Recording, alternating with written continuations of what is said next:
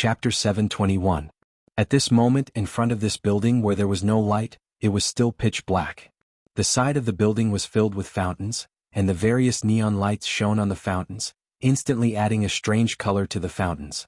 Passing through a small forest on this side of the stone path, one could see this tall building standing in front of them from afar. The closer they got to the building's entrance, the clearer Yun Jian and her friends could be seen in the dark. "Sister Jian, it's here. Let's go in." Duan Lei held a piece of paper in his hand that had the address of the gathering written on it. He glanced at the address with the help of the street lamp and looked up at the building's door number as he told Yun Jian. Yun Jian nodded and led Zhang Jifan and Duan Lei forward. Just as they reached the stairs of the building, Yun Jian heard someone calling her name from behind from afar. Hearing the voice, Yun Jian was certain that the person who spoke was not Dai Qingqing. It was a man's voice. Standing on the stairs, Yun Jian tilted her head slightly to look at him. When she saw who was walking over, she frowned slightly. The person who called her was none other than Yi Kai, whom she had met at the skating rink. There was a middle-aged man and woman standing beside Yi Kai's tall frame. Looking at their features that resembled Yi Kai's, Yun Jian could guess that they were Yi Kai's parents. "Yun Jian, it's really you?" Yi Kai exclaimed in delight when he saw Yun Jian. When Yi Kai saw Yun Jian's frown, he suddenly realized something and chuckled. His rather handsome face displeased Yun Jian. "Haha, it's because that's what Dai Qingqing called you. I heard it, so I knew you're Yun Jian," Yi Kai explained before looking at Yun Jian like a gentleman and told her, "You're Yun Jian. I didn't expect you to come here. Do you want to go in together?" Yun Jian narrowed her eyes at Yi Kai's friendly tone. "Kai, who is this girl?" A middle-aged woman who was dressed to the nines standing behind Yi Kai glanced at Yun Jian in disdain and asked Yi Kai. "She's a girl I met at the skating rink," Yi Kai explained to his mother with a smile. Yi Kai's mother's surname was Yu, and her name was Xiaodan. Yu Xiaodan was an experienced person. She could tell at a glance that her son was interested in Yun Jian. However, after looking at Yun Jian, Yu Xiaodan immediately frowned. Everyone who came to the party tonight was dressed up. Not only Yu Xiaodan but even Yi Kai had changed into a suit, which made him look even cooler. On the other hand, Yun Jian was dressed in simple and ordinary clothes. Although Yun Jian had a good foundation, no matter what she wore, she would not lose her beauty. But to an upper-class family like Yu Xiaodan, what use was beauty? Money and power were the most important things. Therefore, there was no need to think about it. Yu Xiaodan had already looked down on Yun Jian. "Kai, our family is considered a respectable one. It's better if you don't interact with shady people." Yu Xiaodan looked at Yun Jian, then looked at Zhang Jifan and Duan Lei standing behind her and said to Yi Kai with disdain, "Mom?" Yi Kai wanted to say something, but a girl that Yun Jian was familiar with spoke up. Chapter 722. The moment Gao Meihan saw Yun Jian, she wanted to kill her. Why was this woman here? Gao Meihan also came with her parents today. Her family background was similar to Yi Kai's. They were both the young master and the young mistress of a prestigious family. Most importantly, the parents of the two families were business partners. They were the school belle and the school hunk. They were a perfect match. Gao Meihan pestered her parents to come today because Yi Kai would definitely be there. Gao Meihan and Yi Kai's families were at the bottom of the food chain in today's gathering. They weren't eye-catching at all. As for Yi Kai's brothers, they didn't even have the right to attend tonight's gathering. Gao Meihan wanted to take advantage of today to call Yi Kai out in the middle of the gathering. She wanted to avoid both parents and confess to Yi Kai. When she saw Yi Kai from afar, Gao Meihan was extremely excited. But who did she see? She saw Yun Jian. It was actually the woman that Yi Kai was infatuated with. Why was she here? However, in order to maintain her image, especially in front of Yi Kai's family, Gao Meihan could only dig her fingernails into her flesh. She turned to look at Yun Jian and showed a friendly face. "Ah, you're here too? What a coincidence. We must be fated to meet." Gao Meihan stuck out her tongue as she spoke, acting like a young girl. "Meihan, you're here. Auntie has been waiting for you at home for a few days. You must come and stay over next weekend." Yu Xiaodan could tell that her son Yi Kai was interested in Yun Jian. She purposely walked up to Yun Jian and gently held Gao Meihan's hand. Yu Xiaodan thought that since her son liked Yun Jian would definitely be interested in her son. After all, which girl wouldn't want to marry into a prestigious family like theirs? The type of daughter-in-law that Yu Xiaodan admired the most was someone like Gao Meihan. Therefore, Yu Xiaodan did this in front of Yun Jian so that the latter would know her place and not come here to seduce her son. "Sister Jian, it's 8:05 p.m. We should go up, Zhang Jifan told Yun Jian after checking his watch. Yun Jian saw Yu Xiaodan and Gao Meihan's reaction, but she merely snorted inwardly and turned to go up the stairs. Hey Yun Jian, wait for me. Yi Kai ran after her when he saw Yun Jian going in. Yu Xiaodan was fuming as she dragged Gao Meihan and led the others up as well. Yu Xiaodan couldn't help but curse in her heart. It must be that little B*TCH who stole her son's soul. She's still pretending to be virtuous. Playing hard to get? Humph, she was not going to let the B*TCH get away with it. Yun Jian ignored Yi Kai who chased after her as she led Zhang Jifan and Duan Lei to the entrance of the gathering. There was someone sitting at the entrance to register. One could only enter the venue after their identity was reported. Pulling Gao Meihan along, Yu Xiaodan ran up with a group of people behind her. She practically sprinted to Yun Jian and hollered at the person who was registering at the entrance, Yi Group. Then Yu Xiaodan pointed at Gao Meihan and told the person, this is Gao Group's young lady. You can go in now, the person at the entrance said after registering.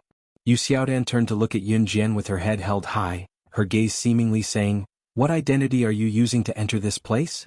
Yun Jian ignored Yu Xiaodan and went to the registration counter. With a press of her red lips, she uttered, Falcon Hall.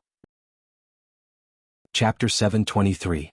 Yu Xiaodan had been looking at Yun Jian with her head held high, but she froze the moment Yun Jian revealed her identity. Falcon Hall? Even the registrar sitting at the entrance was about to write down the next entrance identity when she heard Yun Jian's name. She could not help but freeze on the spot with her pen in her hand. Yi Kai's hand that was trying to get closer to Yun Jian froze in midair. Gao Meihan, Yi Kai, and Gao Meihan's parents were all stunned. No one would pay attention to Yun Jian because Yun Jian's attire alone was enough to make her seem like a nobody. However, Falcon Hall was a gang that had risen recently. Back then, Leopard Pack was the top gang in Jia province while Flying Passage was second. In other words, Flying Passage's influence was second only to Leopard Pack. It could be said that Flying Passage was the only gang that could possibly replace Leopard Pack as the top gang in Jia province. Even Leopard Pack, the top gang in Jia province, could not annihilate Flying Passage. However, news had spread a few months ago that Flying Passage had been annihilated by Falcon Hall. All of Flying Passage's territory had now become Falcon Hall's. The news was already shocking enough, but compared to that, the scariest part about Falcon Hall was, back when Flying Passage was annihilated, it was not Falcon Hall who led their brothers to fight for it. Instead, it was Falcon Hall's boss, Rakshasa, who went to Flying Passage alone and killed their boss right in front of the higher-ups and everyone else. She did not need anyone to annihilate the second-best gang in Jia province on her own. Just how powerful was that? However, no one present would associate Yun Jian with the legendary Falcon Hall's current boss, Rakshasa. After all, the legendary Rakshasa was too powerful, while the Yun Jian before them looked thin and weak. Although Yun Jian was now much more voluptuous than when she had just been reborn, she still looked skinny with her clothes wrapped around her body. Falcon Hall? Yun Jian, you're from Falcon Hall? Yi Kai's first reaction was shock. After all, most of the people present knew what Falcon Hall represented. Falcon Hall was able to wipe out Flying Passage in the shortest time possible when even Leopard Pack could not. This meant that Falcon Hall would very likely replace Leopard Pack as the #1 gang in Jia province in the future. Although Yi Kai and Gao Meihan's families were prominent in Hang City, in a gathering like this, their companies were only at the bottom of the food chain. Not to mention Falcon Hall and Leopard Pack. They were not even 1/10 of Falcon Hall and Leopard Pack. Therefore, Yu Xiaodan's face turned pale the moment she heard that Yun Jian was from Falcon Hall. She had just verbally insulted Yun Jian because she saw Yun Jian's shabby clothes. At first, Yu Xiaodan even thought that Yun Jian was the kind of woman who would shamelessly come to her son and beg him to bring her into the venue. That was why Yu Xiaodan had boasted about her and Gao Meihan's family background in front of Yun Jian. However, who would have thought that Yun Jian was Falcon Hall's member? How was that possible? She was still so young. How could she represent Falcon Hall in this gathering? Yun Jian ignored Yi Kai. At the same time, Zhang Jifan had walked to the registration counter. He spoke to the people registering, new crews. Chapter 724. When Yun Jian mentioned Falcon Hall earlier, it meant that she was a member of Falcon Hall. Yi Kai and Gao Meihan's families had mixed feelings. After all, everyone knew of Falcon Hall's name. However, who would have thought that Zhang Jifan, who had been following behind Yun Jian, would mention the name New Crews so bluntly? If Falcon Hall was a rising force that should not be provoked, then New Crews was the representative of the new generation of large corporations. Now that New Cruise was well known throughout the country, New Cruise was undoubtedly a trendsetter in Country Z. New Cruise had also started planning to expand nationwide in the form of branches. The plan was still in progress, but Yun Jian had already arranged for Zhang Jifan to carry out the plan. At the same time, New Cruise had already begun to join the company nationwide and received a great response. It could be said that New Cruise was the rising star of the future. As for Yi Kai's family's Yi Group and Gao Meihan's Gao Group, there was no need to even think about it. They were incomparable to New Cruise. When Yun Jian mentioned Falcon Hall, the person at the registration counter was dumbfounded. In the end, Zhang Jifan, who looked like Yun Jian's follower, came forward and said New Cruise. The person at the registration counter was completely dumbfounded. The black pen in her hand fell to the ground with a clatter.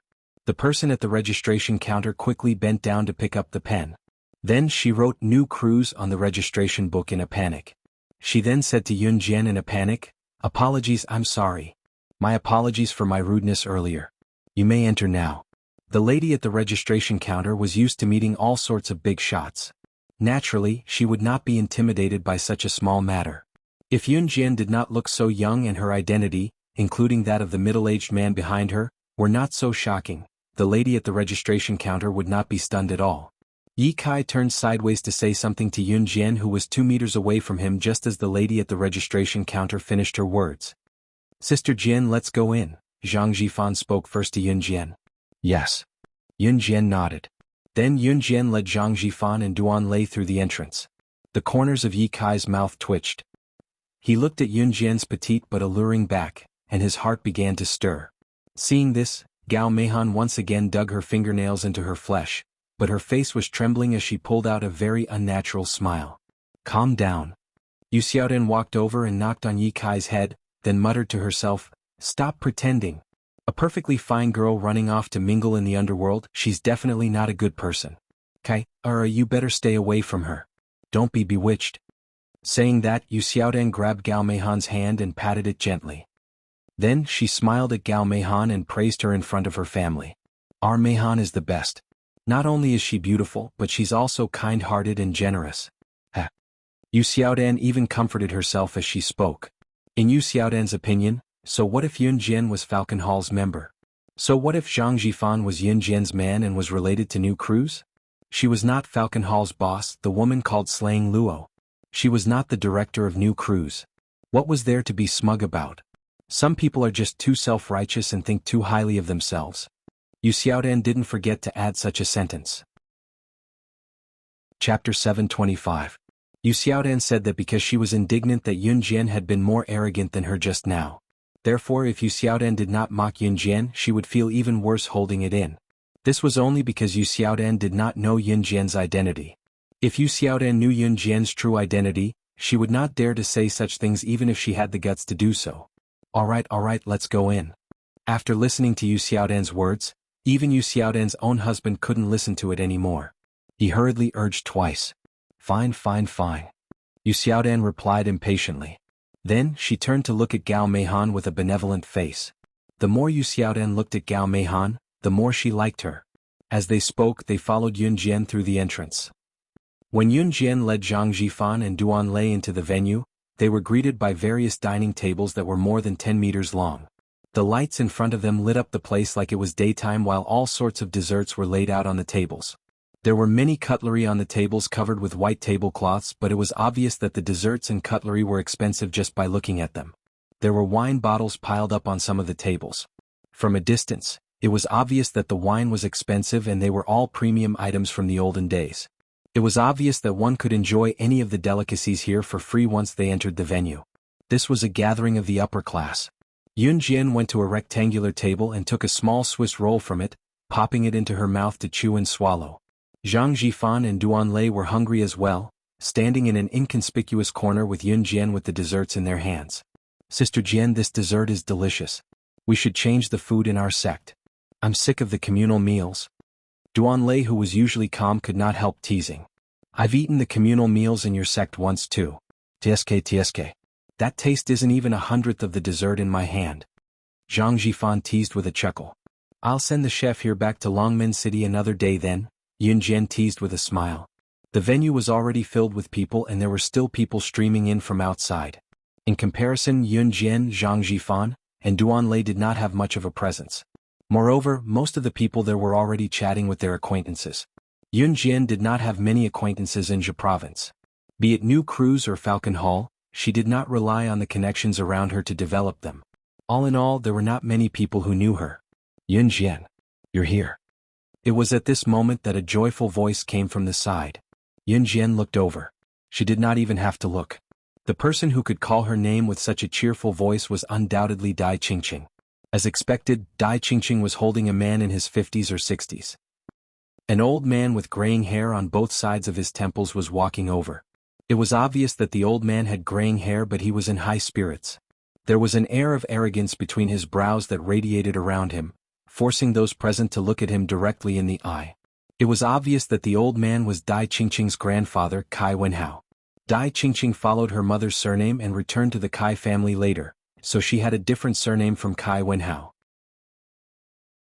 Chapter 726. Dai Qingqing held onto Grandpa Kai's arm.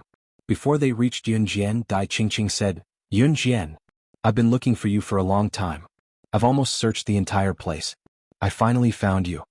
With that, Dai Qingqing pulled Grandpa Kai to stand in front of Yun Jian. Yun Jian immediately sized up Dai Qingqing and Grandpa Kai. Grandpa Kai was dressed in formal attire and looked energetic. Although his hair had turned white, a person's aura would not change with his appearance. While Yun Jian was sizing up Grandpa Kai was sizing up Yun Jian as well. It was then that Yun Jian saw that Dai Qingqing had changed out of her school uniform and was now wearing a pink lace gown. The tube-top form-fitting evening gown accentuated Dai Qingqing's graceful figure to begin with. "What do you think? Yun Jian, do I look good in this?" When Dai Qingqing saw Yun Jian looking at her, she couldn't help but smile. She stood on the spot and twirled around while tugging at the hem of her dress. With that, she inched closer to Yun Jian and spoke intimately. "It's beautiful." Yun Jian gave the best comment she could think of. Dai Qingqing smiled and jogged over to Yun Jian. She held Yun Jian's hand and introduced her to Grandpa Kai. "Grandpa, this is a friend I just met. Her name is Yun Jian." With that, Dai Qingqing didn't forget to introduce her grandpa to Yun Jian. "Yun Jian, this is my grandpa. I've mentioned it to you before. Grandpa is the person closest to me in this world." After Dai Qingqing's mother passed away, Grandpa Kai brought Dai Qingqing back to the Kai family. Although the Kai family didn't welcome Dai Qingqing, Grandpa Kai had always treated her like his own daughter. Even when it came to Kai Wenhui and Kai Wenling, Grandpa Kai favored Dai Qingqing more. "Hello." Yun Jian turned to look at Grandpa Kai and nodded slightly to express her goodwill. "Hello, little friend." Grandpa Kai looked at Yun Jian kindly and nodded. Although Grandpa Kai looked kind and amiable, he was the CEO of a well-known company in Z country. Although Grandpa Kai was old, he still had a tight grip on the company under his name. This was also the reason why Grandpa Kai treated Dai Qingqing so well. Grandpa Kai's descendants, including Dai Qingqing's biological father, had no choice but to listen to Grandpa Kai. He had power and influence and could get whatever he wanted. Others could only follow his orders. "Ah, it's truly an honor for Mr. Ouyang to grace us with your presence." At this moment, a group of people walked into the backyard of the party. Among them, a short man with a ferocious face and a long and terrifying scar on his neck led a group of people out. This short man was walking together with a tall and thin man, but one of his eyes was covered by a single eye patch. He looked like a ferocious pirate. The short man whispered to the tall and skinny man with an eye patch. His words were full of flattery. Yun Jian saw it from afar. This short man with a terrifying scar on his neck was the boss of the leopard gang, Han Biao. People called him Brother Biao. As for the tall and thin man with a single eye patch who walked in front of Han Biao and was flattered by Han Biao, Yun Jian did not know him. However, judging from Han Biao's flattery, it was enough to tell that he wasn't an ordinary person. After all, Han Biao was the boss of the leopard gang, the biggest gang in Zhe province. Chapter 727. Han Biao became the center of attention as soon as he showed up. Yun Jian followed the line of sight and accidentally saw Yi Kai, Gao Meihan, and others who had just come in not too far away. Yun Jian could also sense that Yi Kai was searching for her.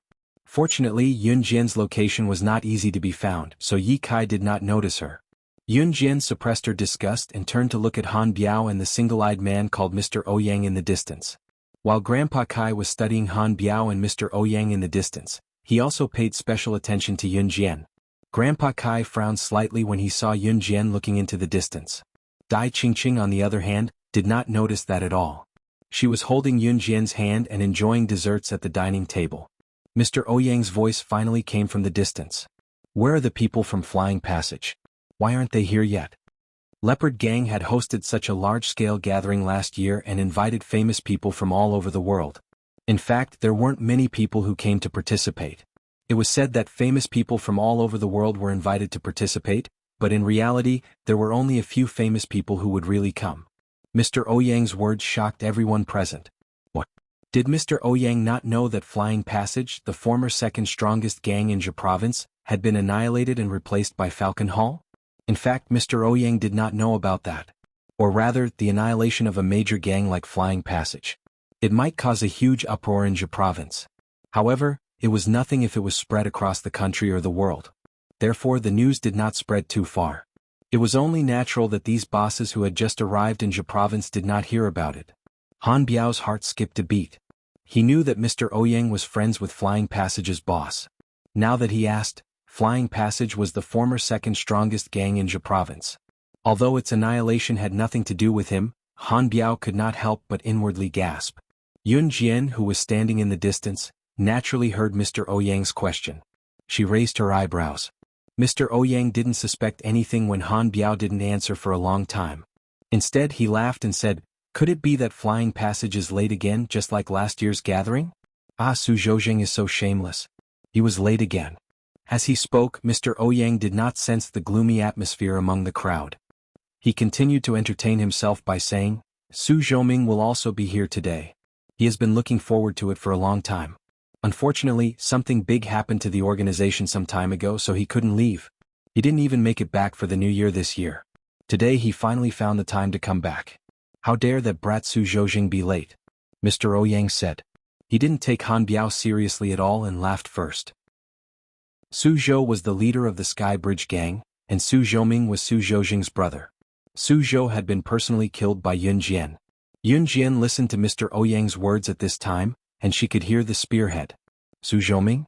Mr. Ouyang, this Su Zhoming can't be Su Zhouzheng's brother, Leopard Head, who is now working for kosher mercenaries, right?" Han Biao asked with a trembling voice. Su Zhouzheng and Flying Passage might not be that scary, but the scariest one was still Su Zhoming. Su Zhoming was Su Zhouzheng's brother, codenamed Leopard Head, who was now working for kosher mercenaries. Kosher mercenaries. When the people present suddenly heard this title, they were so frightened that they straightened their bodies. The brother of Flying Passage's leader, Su Zhouzheng, who was eliminated by Falcon Hall, was working for kosher mercenaries.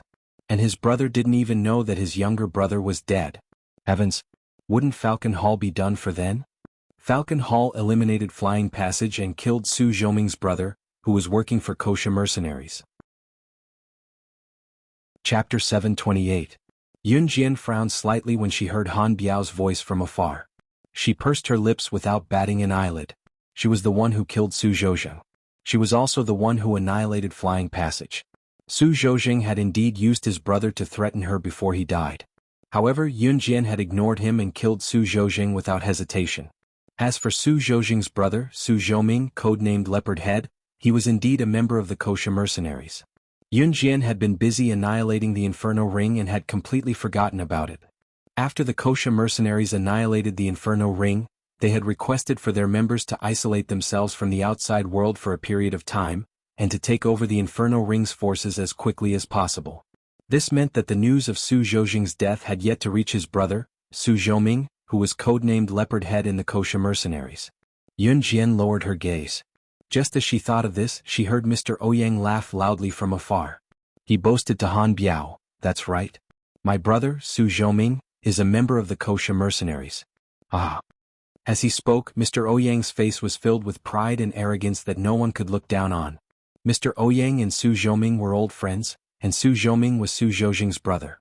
Therefore, Su Zhouzheng was also friends with Mr. Ouyang using his brother's reputation. This was also why Su Zhouzheng's Flying Passage was the second strongest gang in Jia Province. Therefore, when they heard Mr. Ouyang say that the brother of the dead Flying Passage boss was a member of the kosher mercenaries, everyone present broke out in cold sweat for Falcon Hall. Speaking of which, two organizations were absolutely not to be trifled with in the underworld. They were not led by the Inhun group or the Kosha mercenaries. Therefore, the first thought in everyone's mind was, Falcon Hall is doomed. Grandpa, isn't that Flying Passage gang? Even Dai Qingqing could not help but ask Grandpa Kai after hearing about Flying Passage gang. Wasn't Falcon Hall already annihilated Flying Passage? You're just a child. Don't talk too much. Eat your food. Grandpa Kai was afraid that Dai Qingqing would say something wrong. In such a grand occasion, it was different from other places. If one said something wrong here, it was very likely to lead to a fatal disaster. Yin Jian. I finally found you. At that moment, Yi Kai, who brought his family in Gao Meihan's eyes. Yun, despite you Zayadli. Yun Jian's eyes darkened. She had felt Yi Kai's gaze just now and was disgusted, but she did not avoid it on purpose.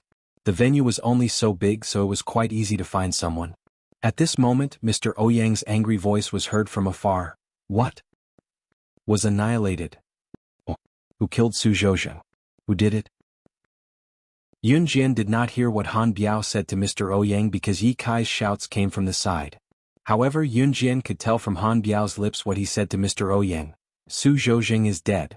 Flying Passage is annihilated. Mr. Ouyang's original aura coupled with his sudden outburst made everyone's heart skip a beat. Even Han Biao shrunk back.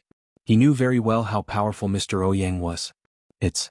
Han Biao was about to mention Falcon Hall when Mr. Ouyang interrupted him. Chapter 729. After Mr. Ouyang's furious roar, most of the people present shifted their attention to Mr. Ouyang. Everyone at the scene panicked. Although they did not know who Mr. Ouyang was, they could tell from how the Leopard Gang's boss, Han Biao, treated Mr. Ouyang with such respect. This Mr. Ouyang was no ordinary person. Even Yi Kai and Gao Meihan, who were glaring at Yun Jian with hatred, shifted their attention to Mr. Ouyang in the distance without exception. At that moment, a crisp female voice was heard. Everyone present was naturally stunned. When they finally reacted, the whole place was in shock. It was especially so for the people standing beside her. Other than Zhang Jifan and Duan Lei, who were not surprised at all, Yi Kai, Gao Meihan, and Yu Xiaodan all turned their heads to look at Yun Jian in disbelief.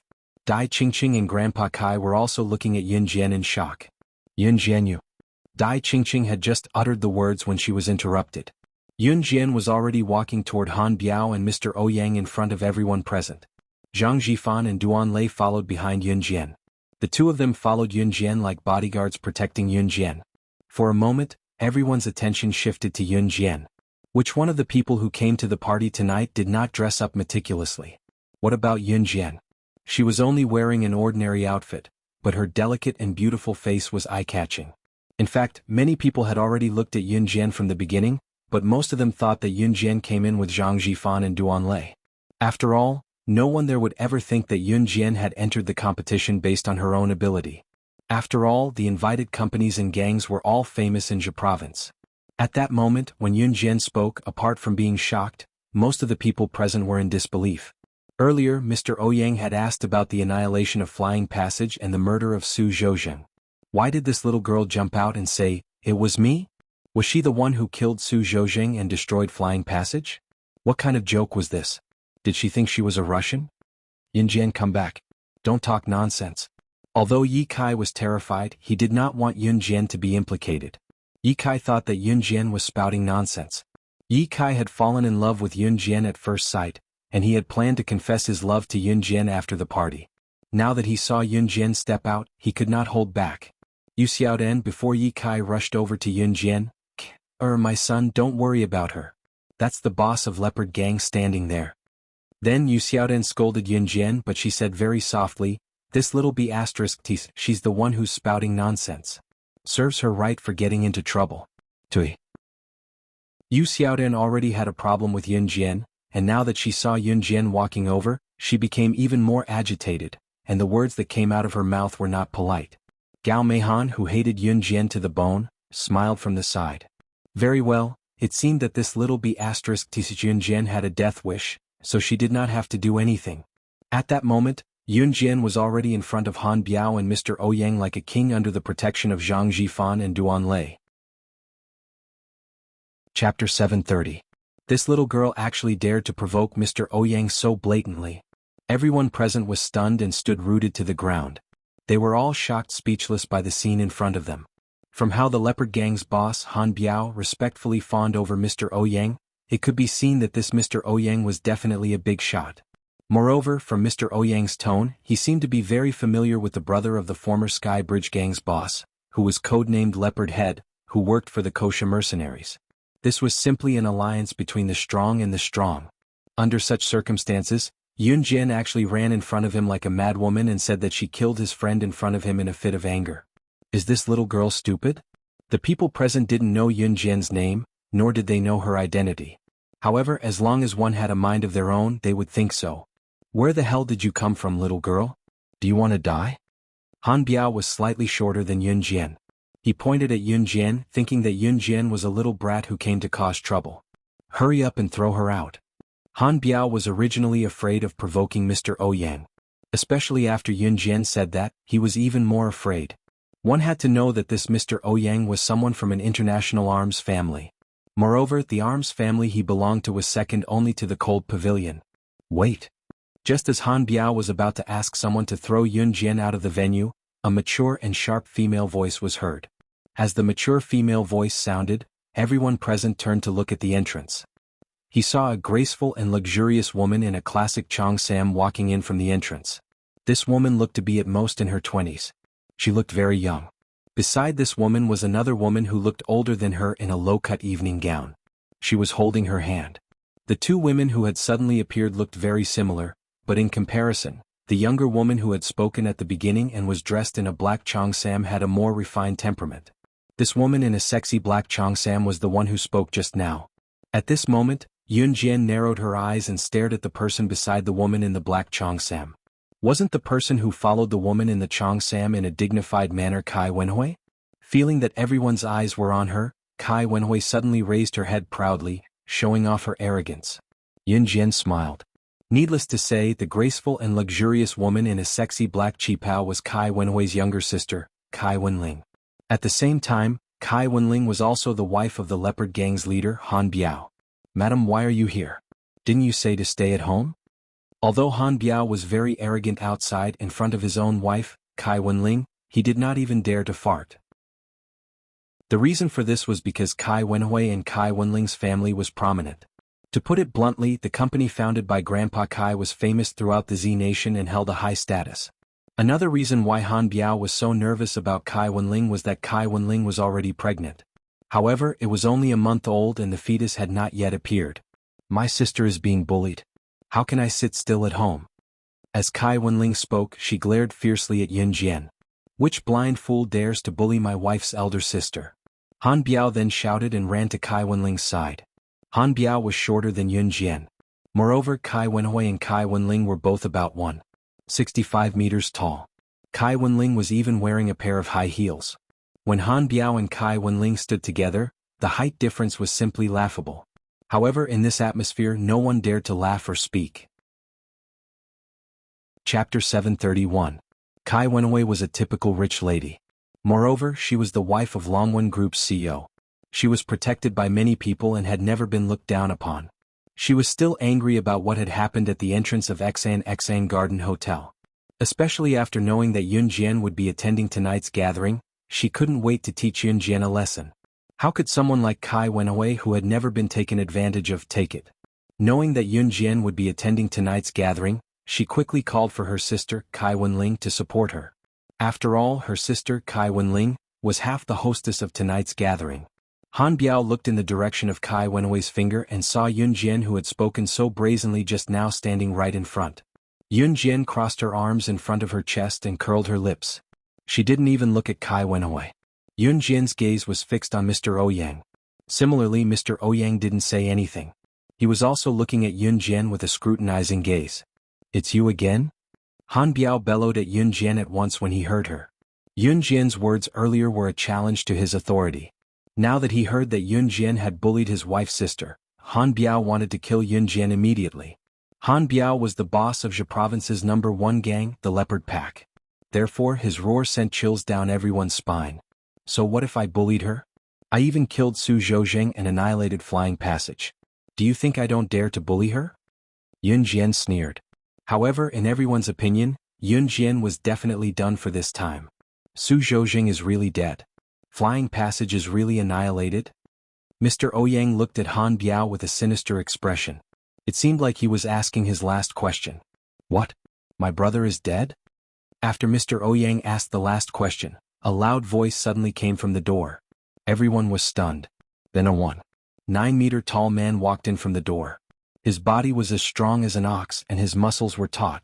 At first glance, one could tell that he was as strong as an ox.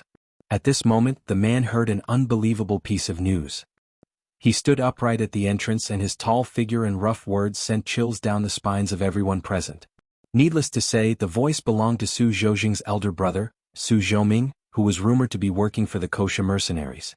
At this moment, Su Zhoming, who was standing at the door for the first time, had bloodshot eyes. He stared straight at the scene, his eyes emitting killing intent as if he wanted to kill everyone present. Facing such a murderous Su Zhoming, Han Biao's short body could not help but shudder violently. Afraid that he would be implicated, Han Biao threw Kai Wenwei's matter to the back of his mind. He looked at Su Zhoming and knew that this person was from the kosher mercenaries. He immediately felt a sense of respect for Su Zhoming. A few months ago, Flying Passage was indeed annihilated. Su Zhoujing was also killed by Falcon Hall. Han Biao said to Su Zhoming. Su Zhoming immediately howled madly when he heard that. Su Zhoming's eyes were bloodshot. He looked at Han Biao and asked, "Who killed my brother? Speak." Chapter 732. Yun Jian looked at Su Zhoming's wild face and spoke again without fear. Su Zhoujing failed to kill me with a sniper, but he severely injured my men from Falcon Hall. Since he dared to hire a sniper, he deserves to die. As she spoke, Yun Jian's eyes sharpened. Her face was calm. Although she had the pretty face of a young girl, Yun Jian's face was filled with endless coldness. If she had not intervened that day, Su Zetian would have died. She was very protective of her own people. Yun Jian admitted that to herself. Since Su Zhoujing dared to hire a sniper to assassinate her and even injured Su Zetian by mistake, he deserved to die. Then he would have to pay the price, death. Together with Flying Passage, they would all be buried with him. Yun Jian had never regretted killing Su Zhoujing. She never did anything she regretted. The words Falcon Hall were like an invisible palm that slapped everyone's heads at lightning speed. This young lady, is she from Falcon Hall? Furthermore, those who were able to attend the gathering were undoubtedly the strongest members of a gang or company. If that's the case, this young lady, your Falcon Hall's boss Rakshasa? Han Biao lived up to his name as the boss of Zhe Province's #1 gang. Although he was not good-looking and short, he had a sharp mind. Although it was hard to believe that Yun Jian was Falcon Hall's boss, Rakshasa.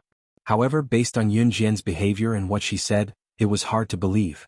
If Han Biao still could not figure it out, then his position as the boss of Zhe Province's #1 gang would be wasted. Falcon Hall's boss? Rakshasa? When everyone heard Han Biao's words, it was as if they had been struck by lightning.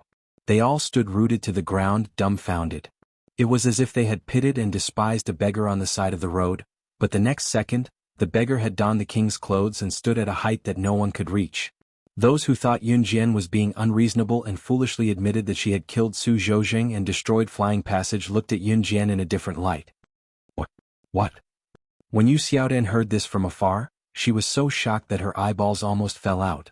He suddenly found out that the person he had looked down on and even mocked just a moment ago had become the boss of the second strongest gang in Zhe Province in the next second. She was also the legendary boss of Falcon Hall, Rakshasa, who had charged into Flying Passage alone and killed Su Zhoujing in front of everyone. What kind of feeling was this? Moreover, she was about the same age as his son, but she was already the boss of the second gang in Zhe Province. No matter who it was, they would be frightened and terrified by this sudden feeling of terror. It wasn't just Yu Xiaodan, Yi Kai, Gao Meihan, Dai Qingqing and Grandpa Kai. All of them were terrified. For a moment, a sense of panic swept through everyone's body, giving people the feeling that they had been hit on the head with a taser. What do you think? Yun Jian sneered. At this moment, the expression on her face did not match the expression she should have at her age. Cold, arrogant like a king overlooking all living beings. How dare you kill my brother? You're the one who killed him. Go to hell. Go to hell. Arg. Su Zhoming, who was beside her, had already gone mad. He glared at Yun Jian. The murderous intent in his eyes was like a raging fire that could not be extinguished. Chapter 733. Someone sighed to the person beside him. His words were filled with distrust towards Yun Jian. Most of the people present knew about the existence of the Kosha mercenaries. It was the #1 mercenary group alongside the Inhun organization. In today's world, who would dare to provoke the Kosha mercenaries? Moreover, the Kosha mercenaries had just annihilated the Inferno Ring not long ago. Forget about those present daring to provoke such a terrifying mercenary group. Even 10 Panthers pack would not have the guts to challenge Wuxia mercenaries' authority. This was the difference in strength. How dare you kill my brother? I want you dead. Dead. Su Zhoming's eyes were bloodshot, making his entire eyeball look blood red. Everyone present was shocked by Su Zhoming's murderous aura. For a moment, those who were closer to Su Zhoming quickly hid in the corner. Brother Su Zhoming is your brother and mine. Now that he's dead, I will definitely avenge him. Mr. Ouyang looked at Yun Jian with hatred as he spoke to Su Zhoming. After Mr. Ouyang said that, he continued with a slightly arrogant tone, Brother Su, you're a member of the Kosha mercenaries. Together with the power of my mercenary family, I don't believe that we can't annihilate a mere Falcon Hall. Mr. Ouyang was purely trying to get on Su Zhoming's good side. After all, as a member of the Kosha mercenaries, Su Zhoming's status was higher than Mr. Ouyang's. Mr. Ouyang's words sounded like he was flaunting his status. However, the people present did not dare to say anything. It was not that they did not want to say anything, but they did not dare to. They could only whisper among themselves. I'm going to kill her today. I'm going to avenge my brother. Su Zhoming looked at Yun Jian. Suddenly he flipped his hands. 2 small knives with the edges pointed downward appeared in Su Zhoming's hands. Seeing this, everyone present retreated 3 feet back in fear. What kind of place was the Kosha mercenaries? It was a place where assassins and secret agents gathered. It could be said that most of the Kosha mercenaries were assassins or secret agents. As for Su Zhoming, although he joined halfway, he had been in Kosha mercenaries for a long time. How could he be weak? Seeing Su Zhoming like this, he was probably going to kill Yun Jian on the spot. Originally, some people had brought their children to the gathering today in order to make more connections. But no one would have thought that today's gathering would see blood. Was Su Zhoming going to kill Yun Jian in front of everyone? The corners of Yun Jian's mouth twitched slightly. She didn't panic at all. Zhang Jifan and Duan Lei, who were standing behind Yun Jian, were a little flustered. However, the 2 of them looked ahead calmly, hiding their panic deep in their hearts. Sister Jian had her own confidence in doing so. Even at the last moment, they would choose to believe her unconditionally. Go to hell. I'll show you the capability of the Kosha mercenaries today. We're not something a boss of a small gang in Jia province like you can provoke. Su Zhoming held the knives with both hands with the edges pointed downward. He threatened, looking at Yun Jian. Yun Jian merely smirked. She had heard a real joke. What did he mean by showing her the true capability of the Kosha mercenaries? The Kosha mercenaries won't accept trash like you, so you must die here today. Yun Jian sneered and changed her demeanor abruptly as she spoke in a cold tone. Chapter 734. Trash? Yun Jian actually called Su Zhoming, who was able to join the Kosha mercenaries, trash? Everyone present was extremely shocked. In the distance, Yi Kai, Gao Meihan, and the others had been watching this scene with astonishment since the beginning. If Yun Jian were anyone else present, they would probably be trembling in fear and would even kneel in front of Su Zhoming. But who was Yun Jian? Su Zhoming would only have one outcome if he encountered her, and that was death. Su Zhoming held 2 blades in each hand, but he was not in a hurry to rush forward. After so many years in the Kosha mercenaries, Su Zhoming was no longer a reckless person. Although the hatred for his brother's death was irreconcilable, Su Zhoming was also a sly old fox. Yun Jian, who could destroy his brother's flying passage, was definitely not an ordinary person. Su Zhoming could guarantee that if he were to fight with Yun Jian alone, it would be hard to tell if he would win or lose. Under such circumstances, all Su Zhoming could do was wait. This time he did not return to Jia province alone. He also invited a few big shots from the Kosha mercenaries. Among them, one of them was a big shot in the top 100 of the Kosha mercenaries. He guessed that those big shots had not arrived yet, but as long as he waited a little longer, when those big shots arrived, he would definitely let Yun Jian know how to write the word death. Since she had provoked him, a big shot from the Kosha mercenaries, this little girl could only die. Not to mention that she had killed his brother. Seeing that Su Zhoming did not make a move, Yun Jian's eyes moved slightly. Brother Su, go. With my strength and yours, do you think we can't kill her? Today I will let her blood splatter on the spot. I will avenge brother Su Zhouzheng," Mr. Ouyang said fearlessly. But in reality Mr. Ouyang was just a man who only knew how to talk and not act. Mr. Ouyang would never hate Yun Jian for Su Zhouzheng's death. All his previous hatred was just an act. The purpose of Mr. Ouyang's actions was only to please Su Zhouming. After all, Su Zhouming was a member of kosher mercenaries. "Brother Ouyang, there's no hurry." Su Zhouming's eyes were dark as he reached out to stop Mr. Ouyang. His eyes were looking at Yun Jian from the corner of his eyes. He was so close to cutting Yun Jian into 1,000 pieces. "Is this the place?" At this moment, a bold voice suddenly came from the door. Following that, a group of burly and stocky men walked in casually from outside the door. When Su Zhouming heard this, he was immediately overjoyed. His reinforcements had arrived. Then Su Zhouming hurriedly turned around. Yun Jian watched Su Zhouming's series of actions. She simply crossed her arms in front of her chest and stood there quietly watching. The first person to enter was a burly man. The most striking feature of these people was that they all had a skull mark on their arms. This was the mark of the kosher mercenaries. When Su Zhouming saw this, he went up and said to the man standing at the front, "Senior Xiong Wei, you're here." Yun Jian's slightly squinted eyes suddenly relaxed. She was really familiar with these people who had just entered. Weren't these people the kosher mercenaries that she met in the ancient tomb the last time she went to the tomb? The person leading them was Xiong Wei. At this moment he glanced at Su Zhouming indifferently. Then, his gaze lightly swept across the crowd and suddenly swept across Yun Jian's figure.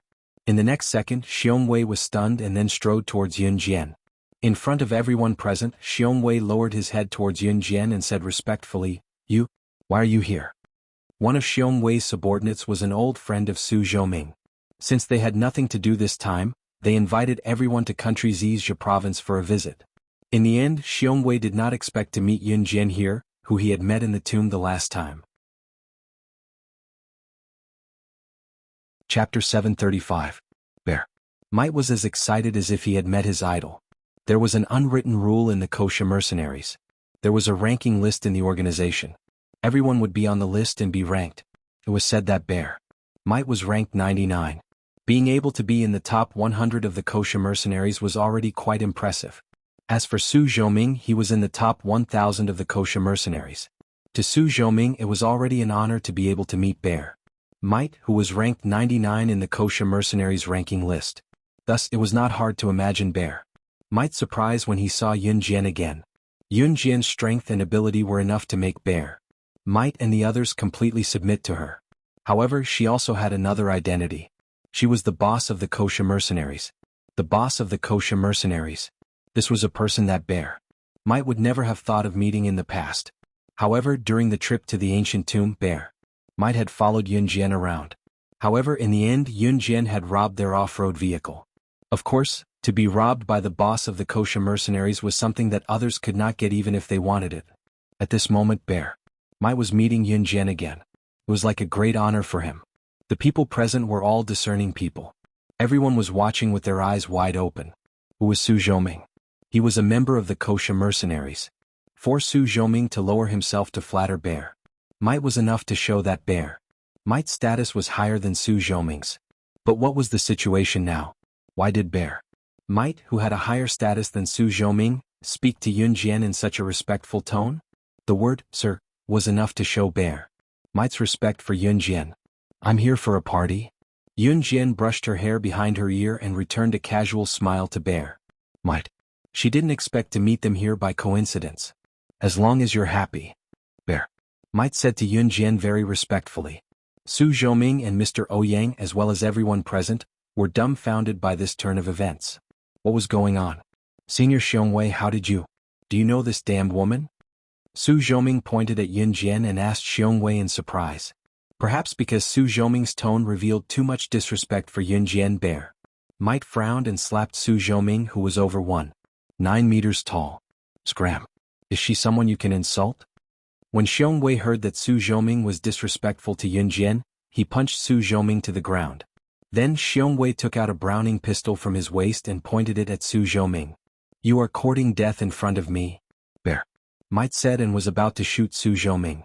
Su Zhouming dared to insult his kosher mercenaries' boss to his face? This was simply a slap to the kosher mercenaries' face in front of others. Don't. We are all on the same side. Seeing that Bear Might was really going to kill Su Zhoming, one of Su Zhoming's old acquaintances quickly ran out to stop Bear Might. Scram.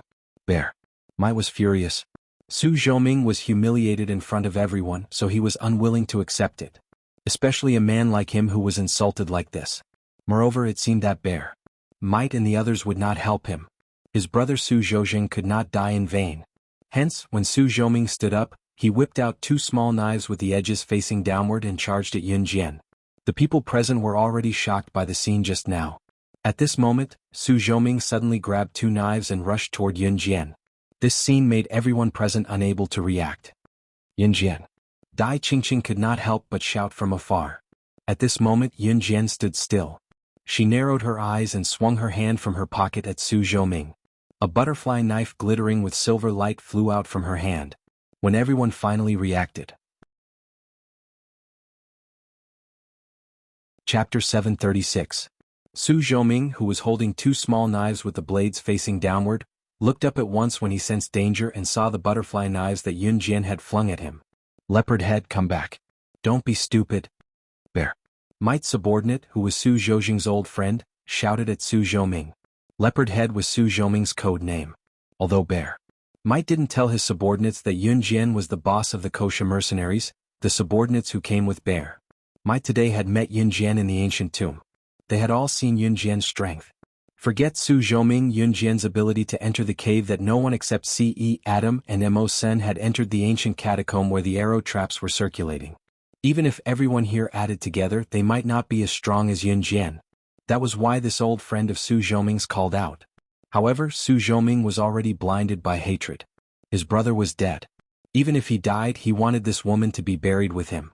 Su Zhoming grabbed the 2 daggers that were facing downwards and dodged to the side under everyone's shocked and fearful gazes as they retreated in large strides. In spite of it, Yun Jian's butterfly knife was too fast and powerful. Although Su Zhoming managed to dodge the fatal blow, he was still stabbed in his left shoulder by the blade.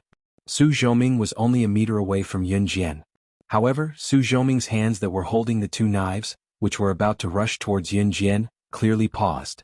Other than the gangsters, there were also businessmen and politicians present. There were even many people who brought their own children here. However, when everyone saw the sudden change in front of them, they were all dumbfounded. There was blood. There was really blood. Yun Jian suddenly stabbed the butterfly knife into Su Zhoming's left shoulder. Her speed was too fast and too fierce. Even Su Zhoming, who was a member of the kosher mercenaries, was stabbed in the shoulder by Yun Jian. He couldn't dodge her attack. Die. Because he was stabbed in the left shoulder, Su Zhoming's reaction was slow for a moment. Then he immediately reacted and madly roared at Yun Jian while holding 2 small knives. Everyone present gasped. Dai Qingqing, who was standing in the distance, would have rushed over if Grandpa Kai hadn't held her back. However, Su Zhoming, who had been stabbed in the left shoulder, was slightly stunned. To Yun Jian, killing him was enough. Yun Jian narrowed her eyes slightly.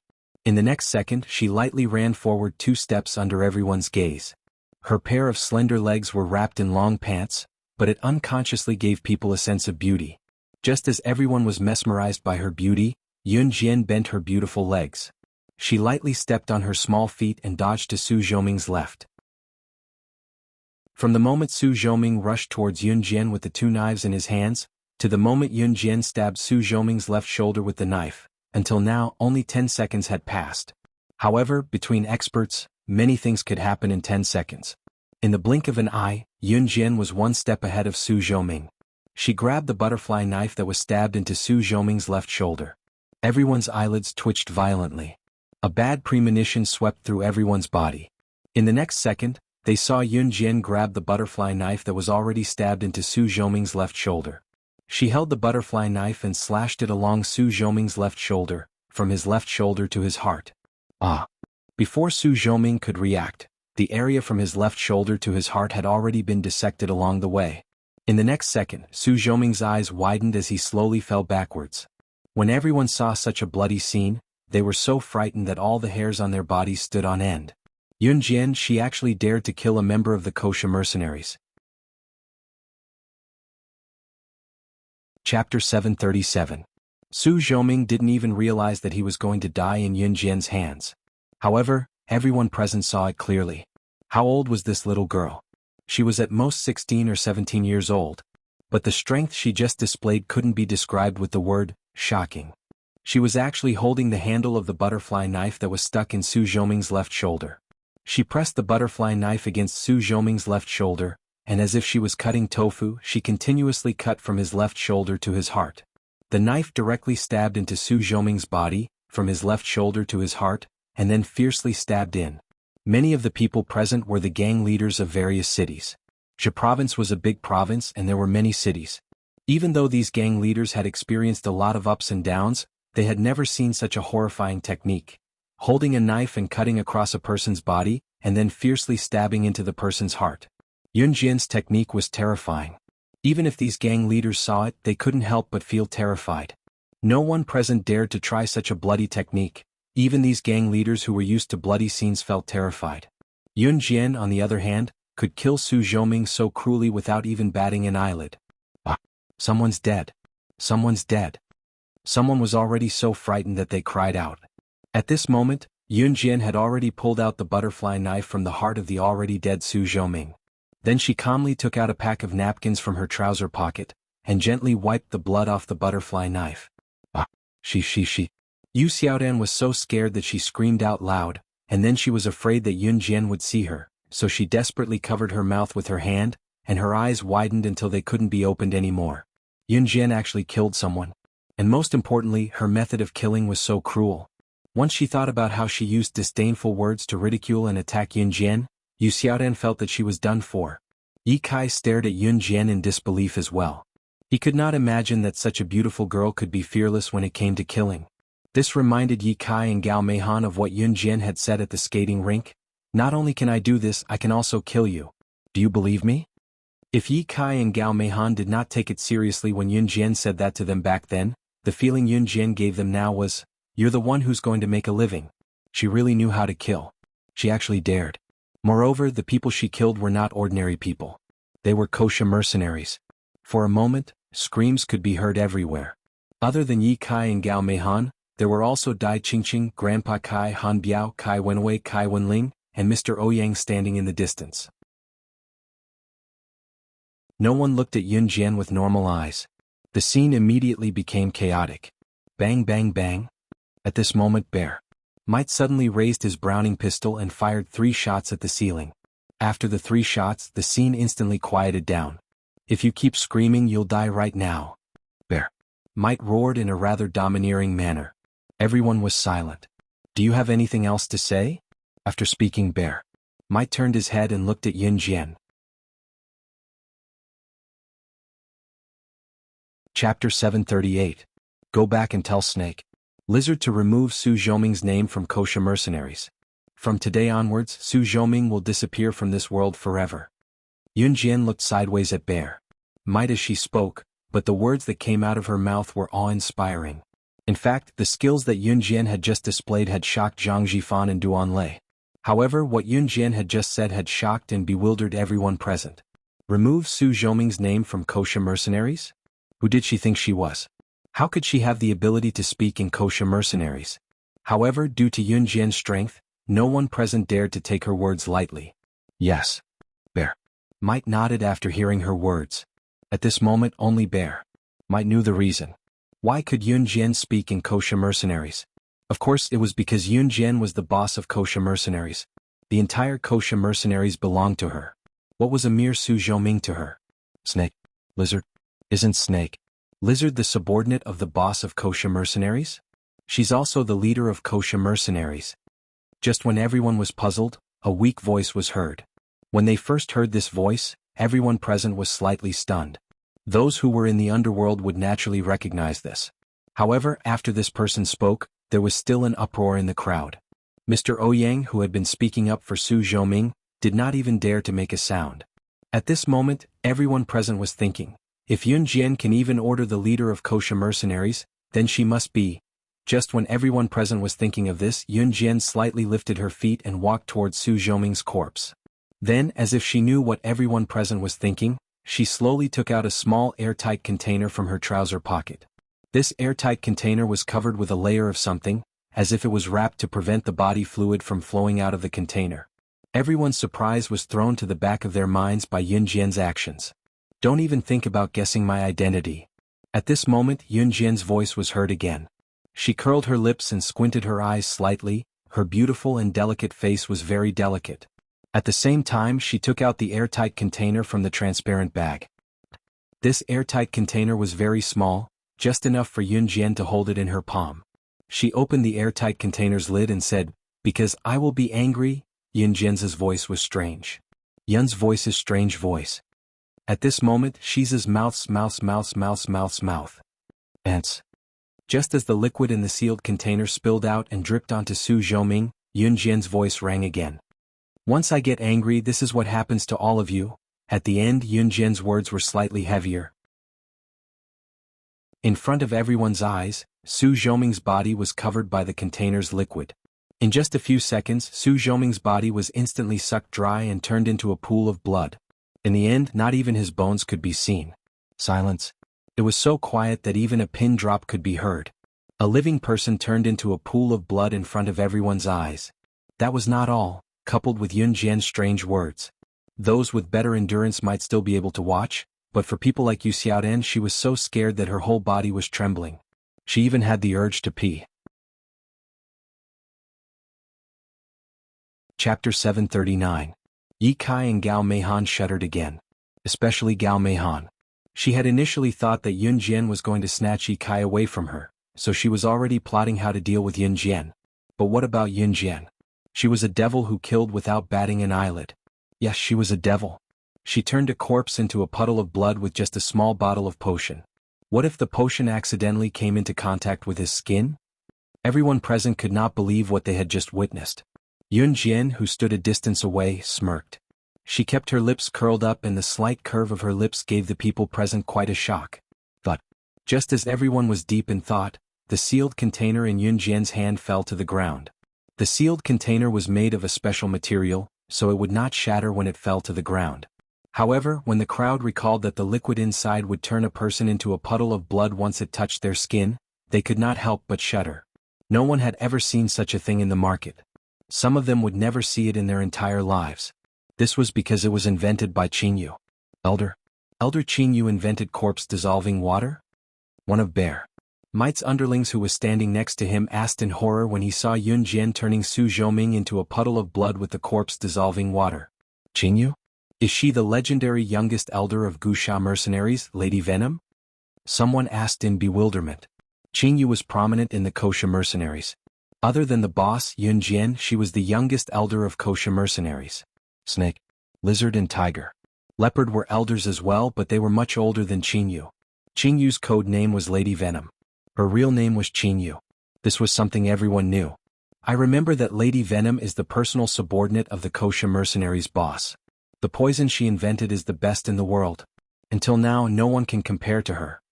Also, the things that Venom Lady developed are only used on the bosses of the Wuxia mercenaries. The man hurriedly shared his knowledge with him. Wuxia mercenaries' boss? Yun Jian? A cloud of doubt flashed through the minds of everyone present. Elder Qingyu has always been a friendly person. She's willing to provide us with any poison that she's developed. Bear Mite knew that Yun Jian did not want to reveal her identity, so he immediately defended Yun Jian. The bottle of medicine in Yun Jian's hand was indeed given to her by Qingyu. She had even asked for a few bottles back then.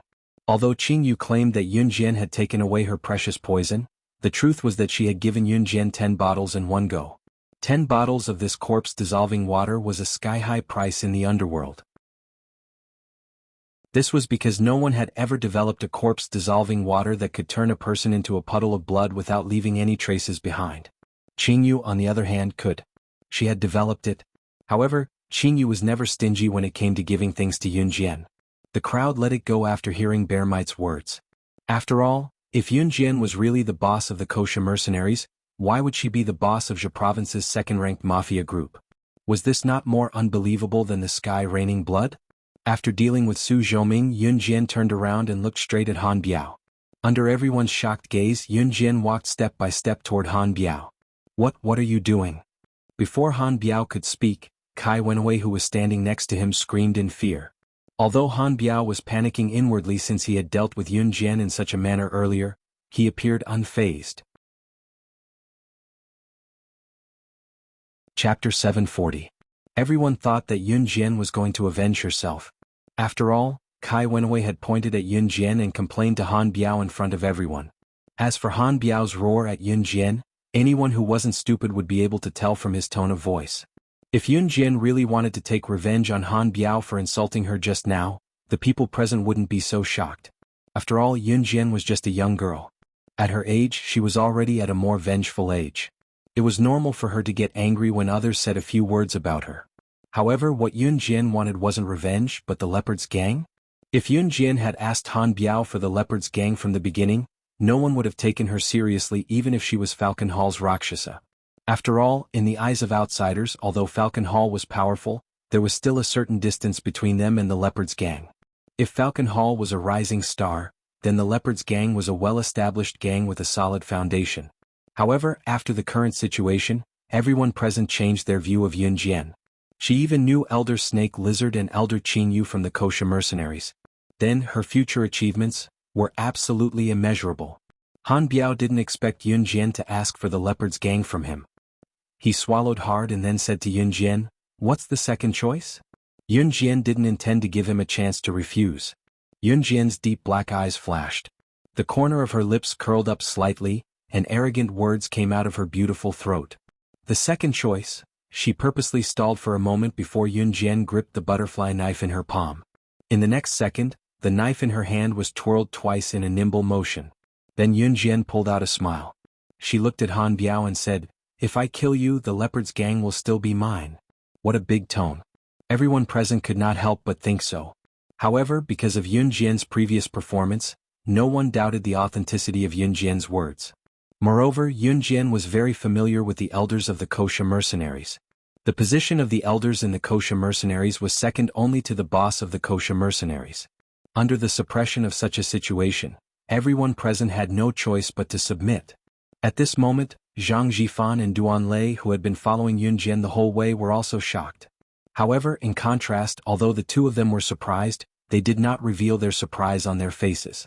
In the face of Yun Jian's overbearing aura, Han Biao was finally convinced. All right.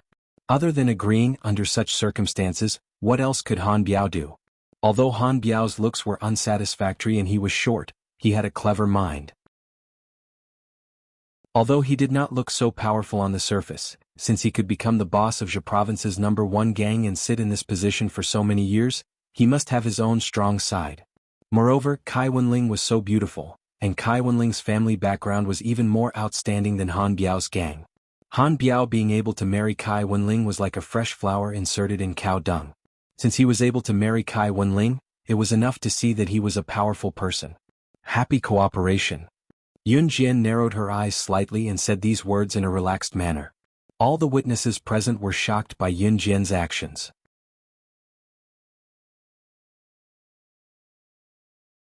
Chapter 741. Han Biao rolled his eyes in his heart, but he still said, "Happy working with you." How was that a happy working with you? Han Biao wanted to die at that moment. The reason why Han Biao agreed to hand over the Leopard Gang to Yun Jian so easily was because, if he did not agree, Yun Jian would kill him. That was one of the reasons. The biggest reason was that he had heard that Yun Jian had used a similar method to take Falcon Hall under her wing. After Dragon Head Gang was taken under Yun Jian's wing, it became the current Falcon Hall. Yun Jian herself used the name of Falcon Hall's boss, but handed over all the gang's affairs to Su Zetian. If Yun Jian wanted to kick him out of the gang after taking over the gang, Han Biao would consider whether to compromise or not. According to the information Han Biao received, Yun Jian immediately changed the name of Dragon Head Gang to Falcon Hall after she took over. As for Yun Jian, she did not care about the gang's affairs at all. She was merely a figurehead at best. What moved Han Biao even more was that ever since Yun Jian led Falcon Hall, she had single-handedly destroyed the Sky Bridge Gang in less than half a year. She even took over the Sky Bridge Gang in the shortest time possible. This made Dragon Head Gang, which was the current Falcon Hall, one of the last few gangs in Zhe Province, quickly become the second gang in Zhe Province. It was only today that Han Biao realized that Yun Jian's strength was so strong because she knew the Kosha mercenaries' elders. Those were the elders who could directly replace the Kosha mercenaries' boss and directly dispatch the Kosha mercenaries. The facts proved that if Han Biao were to fight with Yun Jian, he would admit that he was no match for her just based on the fact that Yun Jian knew the Kosha mercenaries. Therefore he might as well go all the way and agree to hand the leopard gang over to Yun Jian. Or perhaps, after becoming Yun Jian's subordinate, she could lead the Panthers gang to greater heights and become the #1 gang in the country, or even step onto the international stage. It had to be said that Han Biao's heart was faintly stirred. Moreover, as long as Han Biao joined an organization and became a member, he would be a loyal and devoted person. His greatest strength was that he would never betray the people in his own organization. Zhang Jifan and Duan Lei, who were standing not far away, were so shocked that they couldn't control themselves. Duan Lei in particular had gone through a long journey to make a name for himself in Longmen City with Su Zetian and a group of brothers. But what about Yun Jian? How long had it been?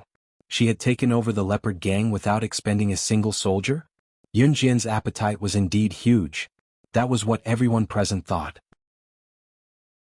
But at the same time they couldn't help but add a sentence in their hearts. Yun Jian may have a big appetite, but she has such strength, so why should we be afraid? The rest of the gathering went smoothly. Of course, due to what happened earlier, those who were fearful left early. People like Yi Kai Gao Meihan, and the rest had left long ago. Dai Qingqing, on the other hand, continued to talk to Yun Jian fearlessly with Grandpa Kai. The leopard gang was not like the Dragon Head gang back then, so it would take some time for Yun Jian to take the leopard gang into her Falcon Hall and change all the leopard gang's territories and members into Falcon Hall. Yun Jian was not afraid that Han Biao would go back on his word. Based on the current situation, it was Han Biao who was afraid that Yun Jian would go back on her word. After all, Han Biao was the leader of the top gang in Jia province, but he could not leave. With Yun Jian around, as long as he was not an idiot, he would definitely join Falcon Hall. Chapter 742. After the gathering ended, Han Biao gave Yun Jian his contact and Yun Jian brought Zhang Jifan and Duan Lei for supper. Other than Zhang Jifan and Duan Lei, Yun Jian also brought Dai Qingqing, Grandpa Kai, Bear, Might and the rest. Bear Might was flattered to be invited to supper by Yun Jian. Others did not know, but Bear Might was aware of Yun Jian's identity. When Yun Jian learned from Dai Qingqing that there was a seafood barbecue stall nearby, she led the group there without hesitation. When he saw Yun Jian leading the group into the seafood barbecue stall, Bear Might could not help grinning. It turned out that the boss of Kosha mercenaries would bring them to the stall for barbecue too. Looking at how Yun Jian ordered the menu skillfully, Bear Might could not help grumbling inwardly. So the boss of Kosha mercenaries, the richest woman in the secret agent and assassin world, would actually eat the food sold by such a stall. After supper, Yun Jian returned to Xan Garden Hotel with a stomach full of grease. Yun Jian went home early the next morning. Bear Might and the rest left early in the morning, coming over to greet Yun Jian before they left. Dai Qingqing waved goodbye to Yun Jian with tears in her eyes. Yun Jian comforted her by saying that they would meet again next time. They would indeed meet again next time. Since the Panthers Pack's headquarters was here, Yun Jian had to go through a lot of procedures to take them under her Falcon Hall. Especially since Han Biao was from here, Yun Jian would definitely have to travel back and forth in the future. With Dai Qingqing sending them off, Duan Lei drove off with Yun Jian and Zhang Jifan in his car. After about 2 hours of driving, Duan Lei drove Yun Jian and Zhang Jifan back to Longmen City. Once back in Longmen City, Duan Lei could not help hurrying to Falcon Hall's headquarters to report the good news. Falcon Hall would soon become the biggest gang in Jia province. It was all thanks to Yun Jian. New crews belonged to Yun Jian as well. Zhang Jifan's friendship with Duan Lei and the rest had deepened, so he was delighted to see Falcon Hall doing well. After all, the wider Falcon Hall's future path was, at the same time, a representation of how powerful New Crew's backing was. It was noon when Yun Jian returned home. Winter had left quietly as the beginning of spring enveloped the city. It was noon when the sun was shining, the temperature during the day was comparable to summer's rain. Yun Jian returned home under the warm sun. Once she entered, Yun Jian saw Lan Su helping Adam down the stairs. Yun Jian, you're back? When she saw Yun Jian, Lan Su had forgotten that Adam was heavily injured and could not walk alone. Lan Su accidentally let go of his hand. Oh my, what the hell? What are you doing? Is this how you serve a patient? Adam's lips twitched exaggeratedly. I'm sorry, I forgot. Lan Su quickly held Adam's hand again and helped him down the stairs gently. Yun Jian pressed her lips together and asked, "Where's my mom?" "Auntie, she went to try on the wedding gown with Auntie Dong Ruan," Lan Su said, remembering Qin Yiru's request. "Where are they?" Yun Jian asked again. "United Luenmai Shopping Center. Young mistress, you can go take a look." Adam held his leg and slowly walked down the stairs with Lan Su's help. Once she heard that Qin Yiru had gone to try on the wedding gown, Yun Jian turned to leave the house and headed to the shopping center. Chapter 743. "I'm sorry. I didn't do it on purpose." Lan Su's awkward voice could be heard faintly. It was Lan Su's first time serving someone. She had always been the one being served in the past. Even when the shaman tribe had declined in Yulong mainland, Lan Su was not reduced to the point where she had to serve someone. Perhaps it was because she felt that she had let Adam down, so Lan Su could be said to be extremely tolerant of Adam. "Stupid woman." After hearing Lan Su's words, Adam, who was about to criticize Lan Su, loosened his mouth and finally spat out these 3 words. On the other hand, Yun Jian was already on her way to United Luenmai Shopping Center. United Luenmai Shopping Center, as the name suggested, could buy most items in Longmen City. While there were not many shops selling wedding gowns, there were a few of them in United Luenmai Shopping Center. In Longmen City, United Luenmai Shopping Center was considered one of the bigger shopping platforms. Yun Jian did not know which shop Qin Yiru and Dong Ruan had gone to, but Yun Jian was patient enough to look for them. Due to the hot weather at noon, Yun Jian only wore a white hoodie with long sleeves. The pure white sweater on her body added a sense of youthfulness and delicateness to her. Those who did not know would think that Yun Jian was just a young girl brimming with youthfulness when they passed by and saw Yun Jian. Yun Jian had yet to find Qin Yiru after walking around several wedding gown shops in United Luenmai Shopping Center. She was not in a hurry either. The day before yesterday, which was Friday night, Yun Jian heard from Qin Yiru that she would be attending a high school reunion with Dong Ruan this afternoon. Yun Jian could guess that Dong Ruan was probably free today and had applied for leave to attend the reunion. Once it was over, she would accompany Qin Yiru to pick out a wedding gown. Dong Ruan was a high-ranking official, so she usually did not have time. It was probably because she had not started work these few days that Dong Ruan and Qin Yiru went to the reunion first upon returning from the countryside and went shopping in the afternoon to pick out a wedding gown for Qin Yiru. May 21st was Qin Yiru and Gu Yunjian's wedding date. It was already March now, just over 2 months away from the wedding date.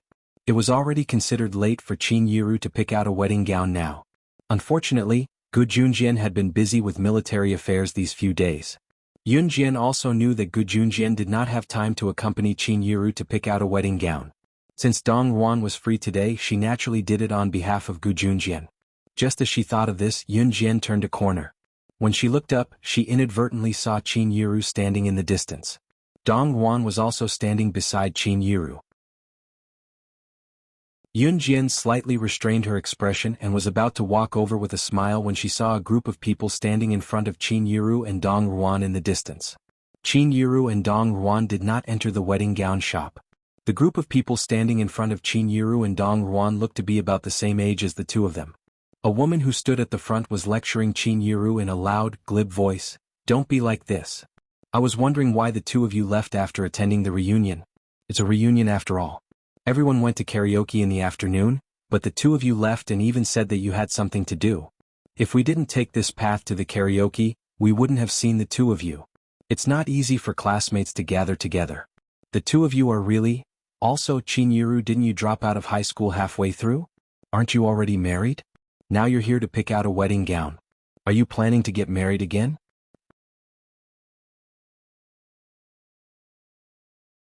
Chapter 744. Even the passers-by on the street could not help but stop and turn to glance at Qin Yiru when they heard the woman pointing at Qin Yiru and saying that she was planning to remarry. No matter which era it was, people who remarried would always be gossiped about. Especially at Qin Yiru's age, if this woman stood on the street and said that she was planning to remarry, some passers-by would definitely overthink. If it was accidentally overheard by acquaintances, it would spread like wildfire. Even if it was a good thing, it would become a bad thing. "Yang Whiting, that's enough. You were the one who talked the most in high school. What does Yiru's life have to do with you?" Before the woman could finish, Dong Ruan refuted her with a frown in front of everyone. Compared to her high school self, Dong Ruan was more mature now, but a person's personality would not change. When someone pointed at Qin Yiru, Dong Ruan would stand up for Qin Yiru as usual. Qin Yiru had a weaker personality. Dong Yuan was the reason why she was not bullied by the troublemakers in high school. Dong Yuan was a true career woman. She was a high-ranking official now, so she was naturally capable to reach her current position. The woman named Yang Whiting had been at odds with Dong Yuan since high school, especially Qin Yiru back then.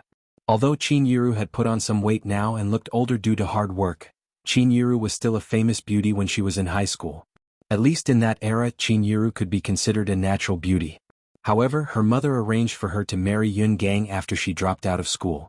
That was how her miserable first half of her life began. If it were not for Yun Jian and Yun Yi's encouragement, Qin Yiru might not have dared to divorce Yun Gang until now. Fine. I'm not going to meddle in your business. Haha, it's a class reunion and everyone invited you to karaoke in the afternoon out of goodwill. You're the only one who didn't give us any face. You're still in the right? Yang Whiting was still aggressive. With that said, Yang Whiting didn't wait for Dong Yuan to refute. She turned around and asked the group of classmates, "Isn't that right, everyone? Am I right?"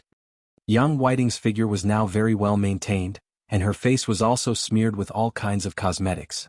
However, when her classmates gathered for lunch, Yang Whiting showed off her husband's identity. Yang Whiting's husband was the director of a plastic processing factory in Longmen City and was already worth millions. After hearing Yang Whiting's boastful bragging, the other students immediately started to flatter Yang Whiting when they heard her words. Everyone was thinking that it was better to please Yang Whiting than to please Qin Yiru, who was born in the countryside. Yang Whiting, you're right. A fat middle-aged man with a big belly expressed his agreement with Yang Whiting's words. As the middle-aged man spoke, he turned around to scold Qin Yiru. It's a class reunion today. If both of you really have something to do, we won't scold you for leaving so early. But if you don't even want to go shopping with us, you should have said it earlier. We don't lack the two of you. It was a nice reunion, but look what happened now. You've made us unhappy too. You're the ones who are happy now, aren't you? The middle-aged man's words were getting more and more ridiculous as he spoke. Qin Yiru had already planned to come out early to settle on her wedding dress today. Chapter 745. Qin Yiru could not come up with any explanation. She had a weak personality to begin with. Yang Whiting and this middle-aged man were famous blabbermouths when Qin Yiru was in high school. In the words of that time, even dead things could be said to be alive. Today's matter was actually very simple. Dong Yuan took the whole day off today. Dong Yuan was supposed to go to work now. Dong Yuan was a high-ranking official, so it was not easy for her to take a day off. Therefore, Qin Yiru made arrangements early in the morning. After she and Dong Yuan attended the class reunion in the afternoon, they would go to a few bridal shops in the Lianmei shopping center to try on wedding dresses. It was best to decide on the wedding dresses. After all, it was almost the wedding date. However, Qin Yiru did not expect that when she and Dong Yuan bid farewell to everyone in the afternoon, she simply said that she had something to do in the afternoon and could not go to the karaoke with her classmates. In this era, there were only a few kinds of class reunions in middle school and high school. Either everyone gathered together for a meal, then went to karaoke in the afternoon and went home in the evening. Qin Yiru did not expect that after she and Dong Yuan left, they would actually meet this group of classmates who were having a class reunion in the Lianmei shopping center. This was originally not a big deal. However, after Yang Whiting and the pot-bellied middle-aged man, it became Qin Yiru and Dong Yuan did not want to attend the class reunion with them. Then the two of them found an excuse to go shopping by themselves. Qin Yiru did not expect such a small matter to be blown out of proportion. The middle-aged man with a big belly and fat all over his body was called Xinzhong. His name sounded simple and honest, but he wasn't like that at all. The reason why Xinzhong spoke up for Yang Whiting and Qin Yiru was because he heard that Yang Whiting's husband was the CEO of a plastic processing factory. His net worth was over 1,000,000 yuan. He was instantly tempted. Xinzhong had just lost his job not long ago. Therefore, he wanted to use this opportunity to flatter Yang Whiting and beg her to arrange for him to work in her husband's company. Xinzhong, is there something wrong with you? Do you think we'll have to go with you if you say that? Good. Since you've said so, I'll tell you that Yiru and I don't want to attend the class reunion with you. If you have any class gatherings in the future, don't look for us. Dong Yuan was infuriated by the two unreasonable people, Yang Whiting and Xinzhong. She immediately raised her voice and spoke in an unpleasant tone. Dong Yuan's personality was not as weak as Qin Yiru's. Especially when the other party was being unreasonable, she immediately shouted, Look, You admitted it yourself. Yang Whiting shrugged her shoulders. In fact, Yang Whiting had stolen the limelight at the class reunion this afternoon. Yang Whiting felt that Dong Ruan and Qin Yiru were the two most useless people in the class. That was why the two of them were in a hurry to leave right after lunch. When Yang Whiting was in high school, she had a small conflict with Dong Ruan and Qin Yiru. Therefore, it was actually Yang Whiting who led them here today to bump into Qin Yiru and Dong Ruan, who came to United Luenmai Shopping Center to pick out wedding dresses. Her motive was obvious as well. She wanted to embarrass Dong Ruan and Qin Yiru. Yang Whiting had no idea that Dong Ruan was now a high-ranking official in Longmen City. Otherwise, Yang Whiting would not have dared to insult Dong Ruan and Qin Yiru in front of everyone even if she wanted to. So what if my mom and Auntie Dong admitted it? I'm the one who told them not to stay too long with trash before they came. Is that wrong? Yun Jian's melodious voice rang out just as Yang Whiting was in high spirits. Chapter 746. Yun Jian listened from the side and figured out the whole story. Yang Whiting was here purely to cause trouble for Qin Yiru and Dong Ruan. As Yun Jian spoke, she was already strolling over. She had just returned from Hang City. After knowing that Qin Yiru had gone to pick out a wedding dress, she wanted to rush over to accompany Qin Yiru. She did not expect to encounter such a situation. Yun Jian knew Qin Yiru very well. One should not be too weak or else one would be bullied. That was true, but Qin Yiru was weak. She would never brag in front of others. Even if Yun Jian was the director of new crews, Qin Yiru would not brag in front of others because she was not that kind of person. That was why Yang Whiting came to bully her. Although Yun Jian did not like Qin Yiru's weak personality, there was nothing she could do. The only thing she could do was to protect Qin Yiru and not let others bully her. Just as Yun Jian finished speaking, everyone present twitched violently. By the time they came back to their senses, Yun Jian was already in front of them. Trash? Who are you talking about? Yang Whiting shrieked when she heard that. She was dressed fashionably and even had bright red nail polish on her hands. However, when she heard Yun Jian's words, Yang Whiting could not hold it in anymore. You're the bastard child of Qin Yiru and the man she dropped out of high school to marry, right? Who are you calling trash? Yang Whiting loved to curse when she was young. Now that she heard Yun Jian call them trash, she did not hold back at all. Everyone present was Qin Yiru's high school student. When Yun Jian called them trash, she included all of them. When Yang Whiting insulted Qin Yiru, everyone present looked at Qin Yiru with disdain. Yun Jian saw everything clearly. Qin Yiru had dropped out of high school to marry a man from the countryside. Everyone present thought that Qin Yiru was a poor village woman who lived in the countryside, someone who would never be able to make a name for herself. Therefore, no one bothered with her during the class reunion in the afternoon. Some of them even mocked Qin Yiru jokingly. If Dong Ruan had not replied for her, Qin Yiru would not have known how to answer. I'll talk to whoever responds to me, Yun Jian replied faintly with a cold glance at Yang Whiting. Yun Jian ignored Yang Whiting and went over to take Qin Yiru's hand, telling Qin Yiru and Dong Ruan, Mom, Auntie Dong, let's go. As she spoke, Yun Jian was about to pull Qin Yiru and Dong Ruan into the bridal gown shop. You. Yang Whiting was rendered speechless by Yun Jian's words. Seeing that Yun Jian was about to pull Qin Yiru and Dong Ruan away in the next second, Yang Whiting was enraged. Her eyes then landed on the signboard of the bridal gown shop. It's Jelly Bridal Gown Shop. This is the biggest bridal gown shop in Longmen City. The lowest price for a bridal gown is tens of thousands. Can you guys afford it? Yang Whiting could not help shouting when she saw that Yun Jian and her friends were about to enter the shop. As Yang Whiting spoke, she did not forget to boast. When I got married to my husband, we bought our bridal gowns here. They cost 30,000 apiece. I said it was too expensive, but he insisted on buying them for me. I really can't do anything about him. Yang Whiting began to indulge in her own ego as she spoke. Emotion by all the shops in United Luenmai Shopping Center. Just as Yang Whiting was feeling smug, a rich and pleasant male voice rang out. Yun Jian turned around abruptly when she heard the familiar voice. Chapter 747. Everyone was stunned by Si Yi's sudden appearance. Yun Jian narrowed her eyes slightly. Qin Yiru and Dong Ruan did not expect Si Yi to show up out of the blue. What surprised them the most was that Si Yi had addressed the person as mother-in-law. The term mother-in-law was undoubtedly referring to Qin Yiru. Si Yi did not mention future mother-in-law, which meant that Si Yi had set his mind on Yun Jian and would not allow Yun Jian to go back on her word. In contrast to Qin Yiru and Dong Ruan's reaction, Yang Whiting and the rest had never seen Ce before. Especially Yang Whiting. When she realized that the mother-in-law Ce was referring to was Qin Yiru, she laughed sarcastically. Mother-in-law? TSK. While Yang Whiting was chuckling, Mo's son had already turned to leave. Yang Whiting was still looking at Qin Yiru with a mocking gaze. Qin Yiru, you're a mother-in-law so early? Ha, your daughter is only in junior high, isn't she? As she spoke, Yang Whiting glanced at Yun Jian in disdain. She then turned to look at Ce who had just appeared, only to see Ce's handsome face that would infuriate both humans and gods. Even the middle-aged Yang Whiting could not help gasping when she saw Ce, but she recovered quickly. Like mother, like daughter. You dropped out of high school and your daughter found a man so quickly. Is she planning to climb up the social ladder and become a phoenix? Yang Whiting taunted Qin Yiru again. Yang Whiting thought about it carefully. Her husband was the director of Longmen City's largest plastic processing factory and was worth millions. Yang Whiting had attended many gatherings with her husband.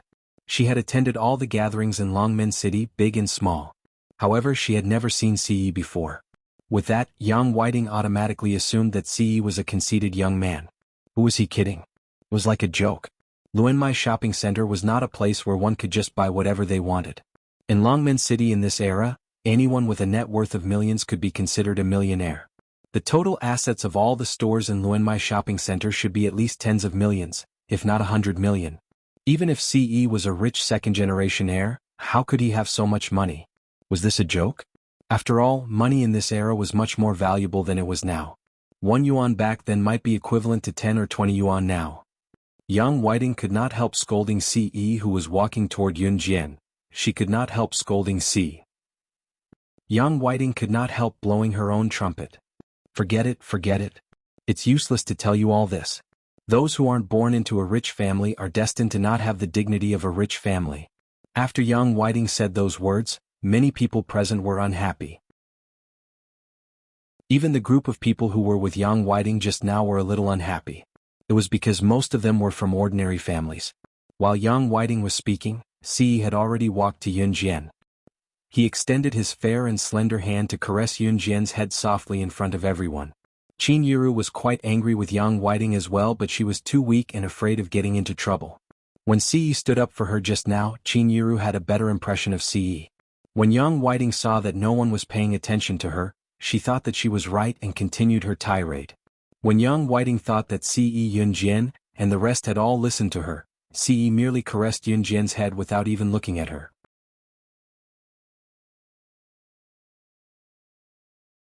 Chapter 748. Ce did not even look at Yang Whiting.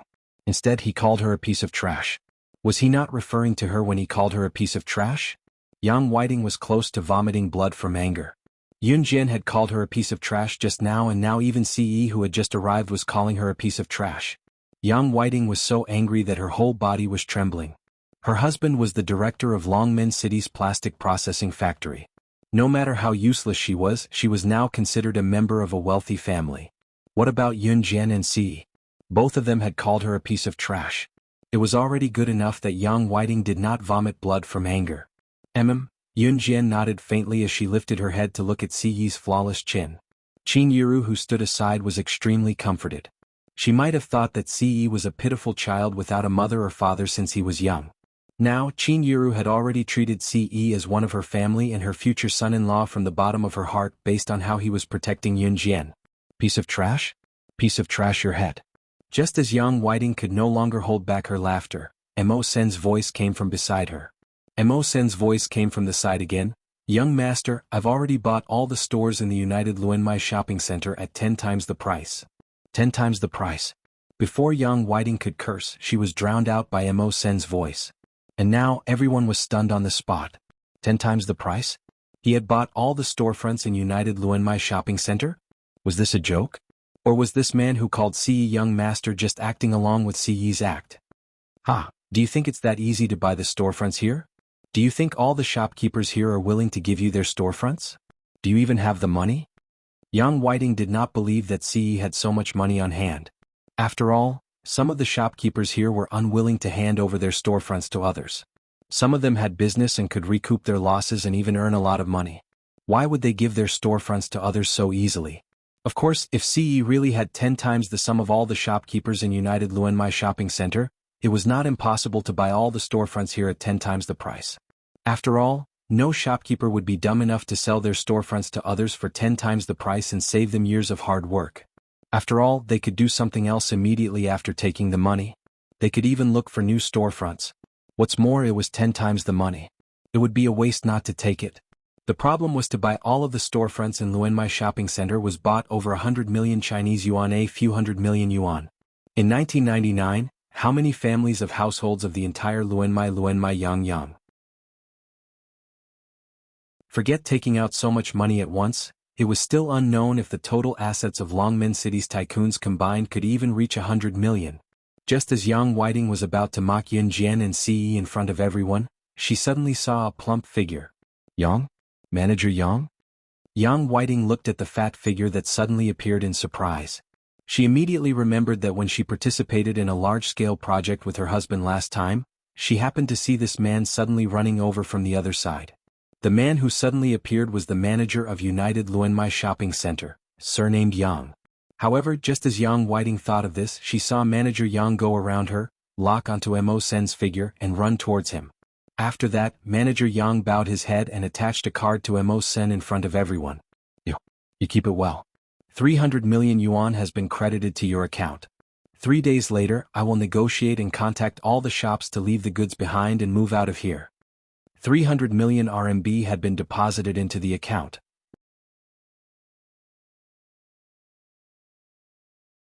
Chapter 749. It was not just Yang Whiting. Even Shen Zhong, who had spoken up for Yang Whiting just now, as well as all the high school classmates who had never looked Qin Yiru in the eye. Everyone was rooted to the spot, dumbfounded as they stared at Manager Yang and Mo Sen, who had appeared out of nowhere. Finally they shifted their gazes to CE. Everyone present was in disbelief. 300 million yuan. This man, who looked young, at most 20 years old, was actually able to fork out 300 million yuan. It had only been a short while since CE had sent Mo Sen to buy all the storefronts in United Luenmai Shopping Center. This also pointed to another point. CE's subordinate, Mo Sen, had hundreds of millions of yuan in his pocket at all times. Heavens! Some of the top tycoons in Longmen City only had a few hundred million yuan in total assets. Moreover, even these tycoons might only have a few million in their pockets. What about CE? He had offered 300 million yuan in one go. This meant that CE's total assets were far more than this amount. Although CE was not Qin Yiru's biological child, everyone present was certain that he was serious about this, judging by how CE treated Yun Jian. This meant that such a rich son-in-law would become a family with Qin Yiru sooner or later. Yang Whiting calmed down after her initial shock. For a moment, she was overwhelmed by a feeling of indignation. This money was not earned by Qin Yiru's daughter. Moreover, even if CE was Qin Yiru's future son-in-law, he was not now. Moreover, no one present could tell what would happen in the future. Perhaps such a rich son-in-law would not like Qin Yiru's daughter anymore? Qin Yiru would still be penniless. As Yang Whiting had a conflict with Dong Ruan and Qin Yiru in high school, and she was a vengeful person, she could only console herself in the face of such a reality. Just as Yang Whiting could no longer hold herself back and was about to slip away with her classmates, Manager Yang's voice rang out again. Manager Yang's surprised voice rang again. No. New Cruises Director? Why are you here? What? New Cruises Director? Could it be CE? Bewilderment flashed across everyone's mind. Could CE be New Cruises Director? Everyone present turned to look at Manager Yang in surprise. Instead, Steward Yang was walking toward CE. He was New Cruises Director. Yang Whiting's heart skipped a beat. It was the kind of shock that came from fear. Who did not know the title of New Cruises Director? New Cruise had only been established for about half a year, but it was already a household name in Longmen City, while the company's name was known all over the country. Back then, New Cruise had displayed 3 limited edition supercars at the auto show. It could be said that New Cruise was a legend. However, if CE was New Cruise's director, it was not impossible for him to fork out 300 million Chinese yuan to buy United Luenmai Shopping Center based on the company's marketing record. Just as everyone thought so, Manager Yang sprinted toward Yun Jian. His plump frame shuddered left and right before he finally came to Yun Jian. Manager Yang extended a trembling hand to Yun Jian as if he had received the greatest honor, his voice trembling. You're New Cruises Director, aren't you? You might not remember me, but I saw you at the auto show last year. Your commentary on the supercars was even better than the average commentator.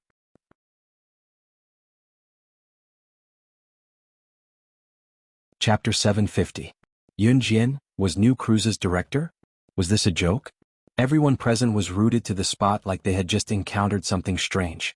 Everyone knew that news of New Cruise had spread throughout Longmen City.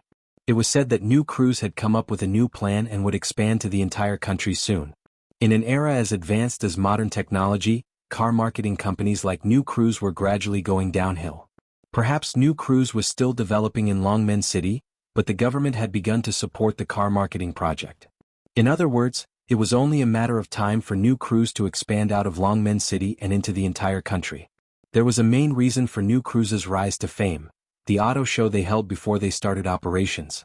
In the entire Z Nation, which company could produce 3 limited edition supercars at once? To put it bluntly, New Cruise's director was rich. Therefore, when everyone present heard that the rumored director of New Cruise was Yun Jian, they were all stunned. Not a single one of them looked ordinary. Except for Qin Yiru, Dong Ruan, Ce, and Mo Sen, who already knew about it. Currently, New Cruise was indeed going downhill and its future was immeasurable. That was why manager Yang of United Luenmai Shopping Center spoke to Yun Jian in such a respectful manner. No, how is this possible? Qin Yiru, your daughter is New Cruise's director? Oh, how is this possible? Yang Whiting was wearing a pair of bright red high heels, but she took 2 steps back in the opposite direction and looked at Qin Yiru with a terrified gaze. This. Shen Zhong, who had helped Yang Whiting to insult Qin Yiru just now, the pot-bellied, plump middle-aged man who stood behind Yang Whiting, was in disbelief as well. At this moment, other than disbelief, Shen Zhong was filled with deep regret. Qin Yiru's daughter was New Cruise's director. Who would have thought of something like this? Shen Zhong had tried to please Yang Whiting purely because he had lost his job and wanted to get a job in her husband's company. And the result? He had offended the mother of the director of New Cruise. She had long heard that New Cruise's employees' monthly salary was higher than any other company or place in Longmen City. Of course, Shen Zhong wanted to go in, but he couldn't. But at this moment, Shen Zhong rolled his eyes and thought of another way. Just as Yang Whiting and Shen Zhong spoke, Steward Yang was already staring at Yun Jian. He reached out his hand as if waiting for Yun Jian to reach out and shake his hand. Yes. Yun Jian responded to manager Yang under everyone's expectant gazes. However, just as she was about to shake manager Yang's hand, it was grabbed by Ce. Steward Yang originally lowered his head and sincerely wanted to shake Yun Jian's hand, but when he realized that Yun Jian did not reach out to shake his hand for a long time, he raised his head slightly. Once he did, Steward Yang's plump frame shuddered violently, and so did his body, as if he had seen something terrifying. He almost lost his footing from the shock and almost fell to the ground. Everyone present clearly saw manager Yang's reaction, so they were all very surprised and bewildered. Following Steward Yang's angle, they saw Ce glaring at him coldly.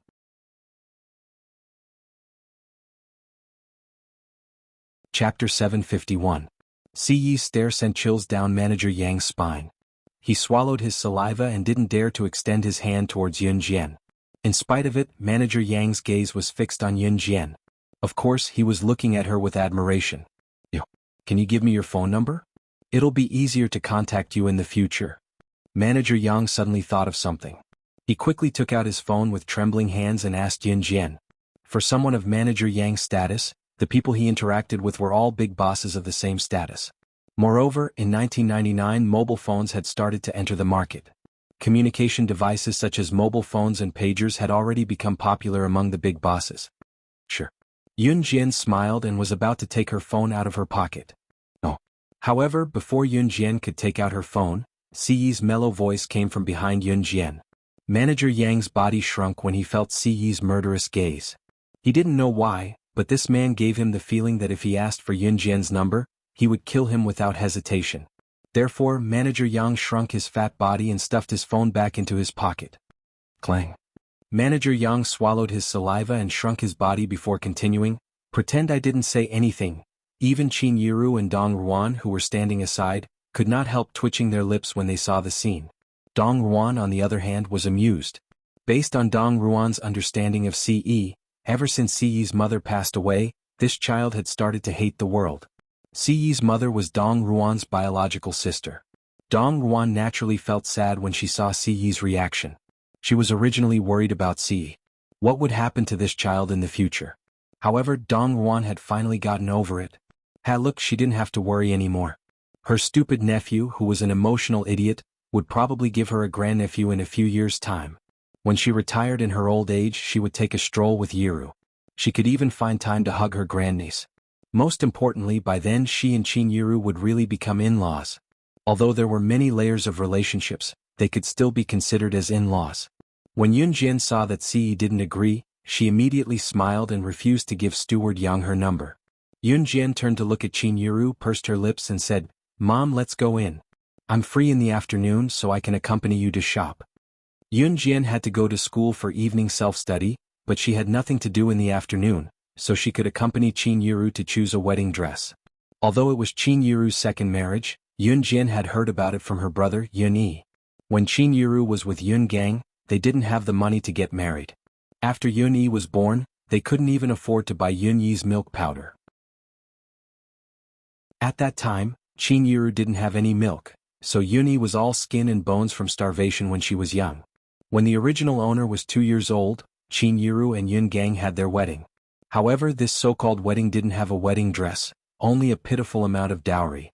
Qin Yiru's mother-in-law, Lu Lanhua, was a stingy person, so the villagers only invited a few families to have a meal and made do with it. In this day and age, people who drove cars to get married were the wealthiest people in the world. Chapter 752.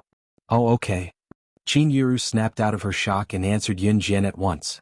Other than Dong Ruan, who was her best friend for life, Qin Yiru really did not think much of her high school classmates. Of course, the reason Qin Yiru did not fight back when she was bullied was not because she was a saint but because she was afraid of getting into trouble. To Qin Yiru, cowardice was her most obvious weakness. Nevertheless, it did not mean that Qin Yiru did not hate others at all. She was human too. She would usually hate or detest someone, but she would not voice it out for someone like Qin Yiru. She would only keep her thoughts hidden in the depths of her heart. Now that Yun Jian was successful and capable, it was Qin Yiru's greatest satisfaction and pride. "Hey, let's go," Qin Yiru promised Yun Jian and was about to turn to call Ce. It was evident that Qin Yiru was treating Ce as her real son-in-law. Puppy love was not a good thing. Qin Yiru agreed with that. To Qin Yiru, if Xiao Jian and Xiao Yi met someone decent, Qin Yiru would not object. On the contrary, she would support them wholeheartedly. After all, Qin Yiru was someone who got married and got pregnant early. What she did was not considered puppy love. When she married Yun Gang, Qin Yiru had never fallen in love. Of course, it was not impossible that Qin Yiru had fantasized about Yun Gang for a period of time. Since what happened later, however, no matter how many fantasies Qin Yiru had, they were all gone now. It was fortunate that she was able to meet Officer Gu while she was still alive. Once she thought of Officer G's tolerance and like-minded personality, Qin Yiru looked forward to the days ahead. "Yes, let's go." Ce agreed to Qin Yiru's request. Then he smiled and grabbed Yun Jian's hand as they walked into the bridal shop named Jelly. Seeing this, Mo Sen wanted to follow in. Just as Qin Yiru and Dong Ruan were about to turn around and enter, a male voice rang out, "Wait!" When they first heard this voice, Qin Yiru and Dong Ruan stopped in their tracks. Yun Jian sensed that Qin Yiru was not following them, so she tugged on Ce's hand and turned around. Shen Zhong, who had been criticizing Qin Yiru along with Yang Whiting, called out to stop Qin Yiru and Dong Ruan. "Qin Yiru, Dong Ruan, it was my fault just now. I've wronged you. I hope you can forgive me." Shen Zhong suddenly apologized. Then he brought up the topic that everyone wanted to forget. "I thought you didn't want to hang out with us, that's why you said that. Now I know that you're here to buy a wedding dress, right? I've wronged you. I hope you can forgive me." Shen Zhong's eyes darted around as he spoke. There was a reason for Shen Zhong to show his weakness. Shen Zhong had been unemployed for a while now. Now that he had offended the mother of the director of New Cruise, he felt that he was showing his weakness to Qin Yiru and Dong Ruan. Qin Yiru had a weak heart, and since they were classmates, it should not be difficult for Qin Yiru to ask her daughter to get him a job in New Cruise, right? Of course, Shen Zhong's decision to suck up to Yun Jian meant that he had decided to fall out with Yang Whiting.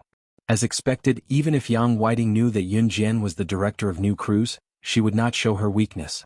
When Yang Whiting saw Shen Zhong's sudden betrayal, she immediately shouted at him, "Shen Zhong, what's the meaning of this? Didn't you agree?"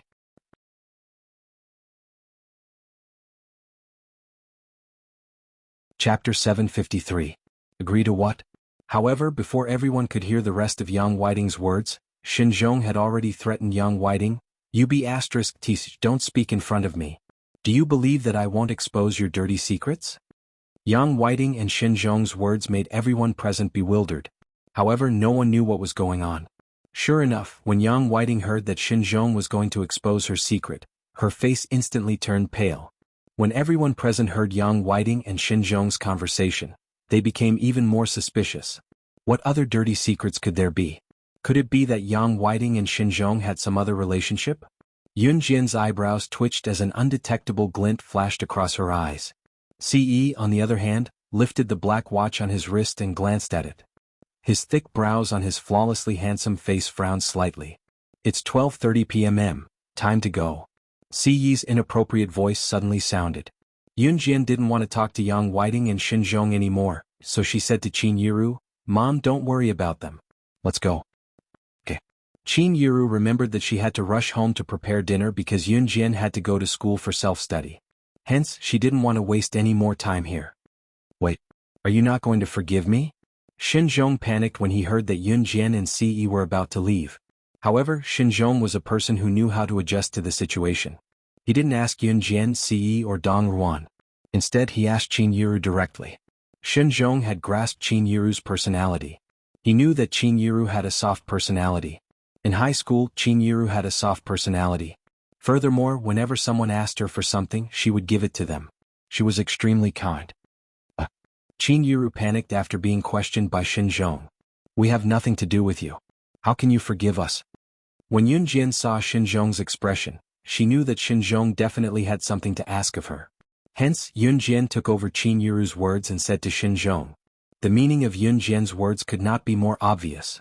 Even if Yun Jian couldn't guess what Xinzhong was thinking, she had a rough idea. Just by looking at Xinzhong's appearance, Yun Jian knew that he definitely had something to ask of her. Or rather, he needed to use new crews. If a person like Xinzhong was recruited into new crews, or even put in an important position, new crew's future would not last long. Mom, let's go. Yun Jian shook off Ce's hand this time and walked over to pull Qin Yiru towards Jelly Bridal Boutique. Seeing Yun Jian and the rest walk into Jelly Bridal Boutique, Xinzhong's wishful thinking was ruined. He looked on hatefully as Yun Jian's figure disappeared before him. However, there was nothing he could do about it. When Yang Whiting saw that Yun Jian and the rest had walked into Jelly Bridal Boutique, she instantly lost the intention to continue fooling around.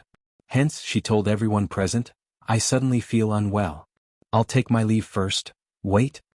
Xinzhong knew that he could no longer get into new crews. Hence, he turned around to please Yang Whiting. Yang Whiting, about what you promised me before. Tui, no way. Yang Whiting was filled with anger when she recalled what Xinzhong had done earlier. She then said through gritted teeth.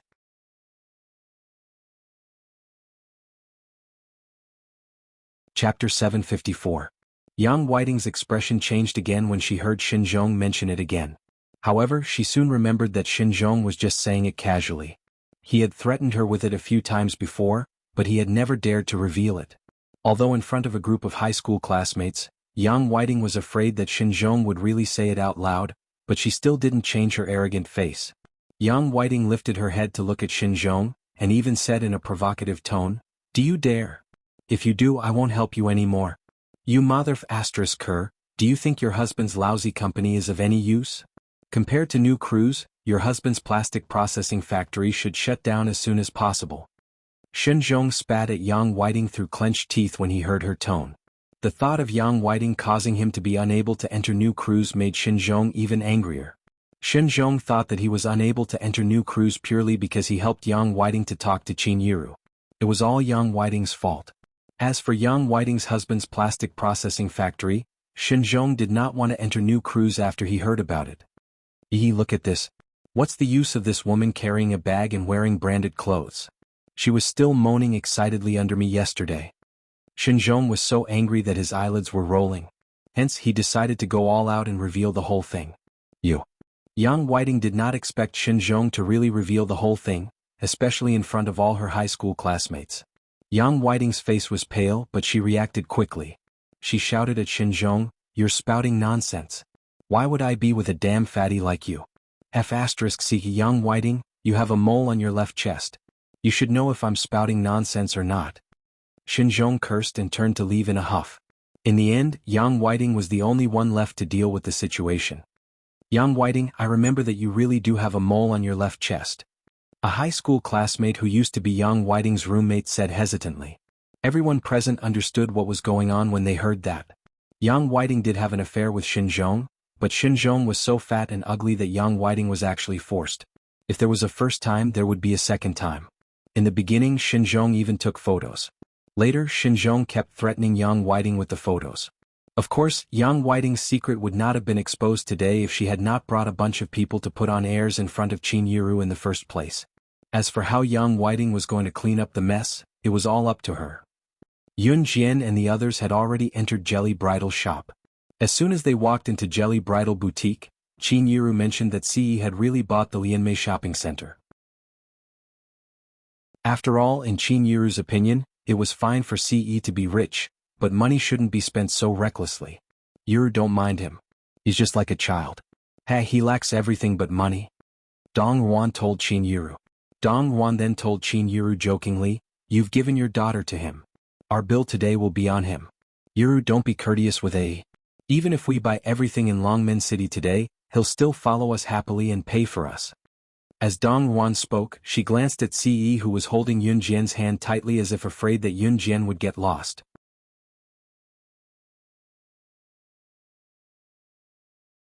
Chapter 755.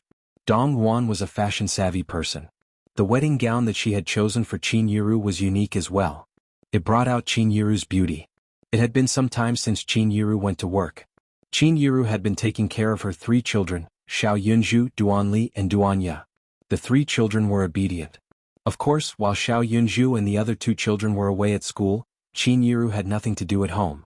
She would even go to the nearby park to work out. Moreover, Qin Yiru would appear punctually at the small park near the villa in the morning, noon and night. Qin Yiru's appetite did not decrease, but her figure was noticeably slimmer than before. Overworking oneself did not necessarily mean that one would become thinner. On the contrary, one would gain weight. Qin Yiru's days were quite comfortable. Compared to when she was in Xinjiang town, the difference was like heaven and earth. Yiru, go try on this wedding gown. It matches you perfectly. Dong Yuan said and quickly asked the attendant to bring out a wedding gown with an extra long hemline. Qin Yiru had a good temper. She had already changed into more than 10 wedding gowns. Now that Dong Yuan had brought out a wedding gown, Qin Yiru patiently changed into it. Dong Yuan glanced at the wedding gowns that were hanging on the rack. From the corner of her eye, she caught sight of Yun Jian and CE who were not too far away. Yun Jian was sitting on the bench in the resting area while CE was standing beside Yun Jian. His tall and slender legs were pressed against Yun Jian's resting area. His handsome face attracted the attention of many ladies who had entered the bridal shop to pick out their wedding gowns. Of course, CE's eyes were fixed on Yun Jian the entire time. Dong Yuan walked along the rows of neatly hung wedding gowns and stood in front of Yun Jian. Then, she happily stood in front of Yun Jian and placed a wedding gown in front of Yun Jian. Xiao Jian, this wedding gown suits you. Do you want to try it on? Yun Jian was sitting in the lounge and reading a newspaper when she heard Dong Yuan's words. Yun Jian raised her eyebrows. She looked up at Dong Yuan and pursed her lips slightly. Me? Yeah, it doesn't cost anything to try. Besides, it might be your NAE's turn in less than 2 to 3 years. Dong Yuan said as she pulled Yun Jian to her feet. At the same time, she pushed Yun Jian into the changing room with a smile. Yun Jian had been sitting in the lounge waiting for Qin Yiru to give her comments after she changed into a wedding gown. She did not expect Dong Yuan to drag her to try on a wedding gown. Yun Jian tugged at the corners of her lips, but she eventually took the wedding gown that Dong Yuan had forcefully passed to her with a smile and entered the changing room. CE's dark eyes glinted before he turned his gaze to the changing room where Yun Jian was changing. Dong Yuan snickered behind CE at the sight. This wedding gown is a little tight. Qin Yiru had already come out of the changing room. She shrank back and looked around before asking, "Where's Xiao Jian?" I asked her to try on the wedding gown. Ah. Dong Yuan giggled. Before Qin Yiru could react, the door to Yun Jian's changing room opened. Everyone's gaze turned to the door. Yun Jian was wearing a one-shoulder strapless wedding gown that did not reach the floor. The simple and crisp wedding gown was just like her, bright and dazzling. Yun Jian's fair skin paired with the pure white wedding gown made her look like an angel who had returned from heaven. It was so tempting that one could not wait to rub her into their body. Is it strange? Yun Jian asked when she saw that everyone was stunned. She looked down at the wedding gown she was wearing.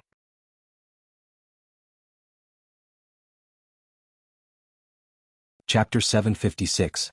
When Yun Jian came out, Si did not react much, but it could be seen from his abrupt squint that he was taken aback. Yun Jian had a great figure. She had the best curves in all the right places. There was not a single bit of flesh missing from her body and not a single bit of excess in the places where there should not be flesh. Her slender yet voluptuous legs were covered by the hem of the wedding gown, but the gown's design was a one-shoulder spaghetti strap and a tube top. Yun Jian's ample bosom and her slim yet voluptuous arms were paired with her curvy waist and slightly perky bottom. Yun Jian was mesmerizing no matter how one looked at her. Even Mo Sen, who had never been attracted to women, could not help taking a few more glances.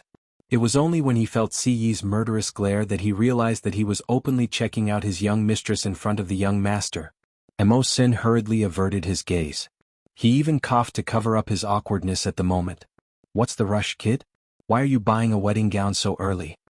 Dong Ruan came over and glared at Si Yi with a grin before holding Yun Jian's hand. "I told you this wedding gown suits you. There was no need to mention how beautiful it was." Dong Ruan said and patted the back of Yun Jian's hand affectionately. Yun Jian looked back with a smile. "My Xiao Jian looks good in anything, unlike me. My figure is already out of shape." Qin Yiru came over with a grin as well. "So you have to work out well. You must look beautiful on our wedding day." Dong Ruan said with a grin. May I ask?" It was then that a low male voice was heard. They turned their heads and saw a middle-aged man standing in front of them with a digital camera in his hand. The middle-aged man was slightly plump and wore a pair of round spectacles. He looked rather refined and cultured. When Qin Yiru saw the middle-aged man, she thought that he was here to ask for directions, so she replied, "Excuse me, is this young lady your daughter?" In terms of appearance, Yun Jian and Qin Yiru were quite similar. Therefore, the middle-aged man hung the digital camera in front of his chest and asked Qin Yiru. Qin Yiru was a little suspicious, but she still nodded. "It's like this. I'm a talent scout from Beiguang Model Agency. My name is Zhao Jingmin. I just happened to see your daughter's stunning beauty, so I want to hire her to our company." The man who claimed to be a talent scout, Zhao Jingmin, said as he took out a business card from his pocket. Just as Zhao Jingmin was about to pass the business card to Qin Yiru, Si said decisively, "She won't go." Si was already taller than the average person. Zhao Jingmin was about 1.75 meters tall, which was not considered short among men. However, compared to Si, who was 1.85 meters tall, he had to raise his head slightly to look at him. Si was shielding Yun Jian behind him with a slight frown. His unapproachable expression sent chills down one's spine. However, a talent scout like Zhao Jingmin was used to seeing all kinds of people in the secular world. Although he was slightly stunned, he did not know who this man was. However, Zhao Jingmin still passed the business card to Qin Yiru and said to Qin Yiru, "Our company is a legitimate company, and I'm responsible for attracting people with potential to our company. If you're interested." Zhao Jingmin was indeed shocked by Yun Jian's shocked expression, but he completely ignored Si Yi's words. After all, Yun Jian was definitely a student at her age. Since she was a student, her mother would definitely be in charge of her company.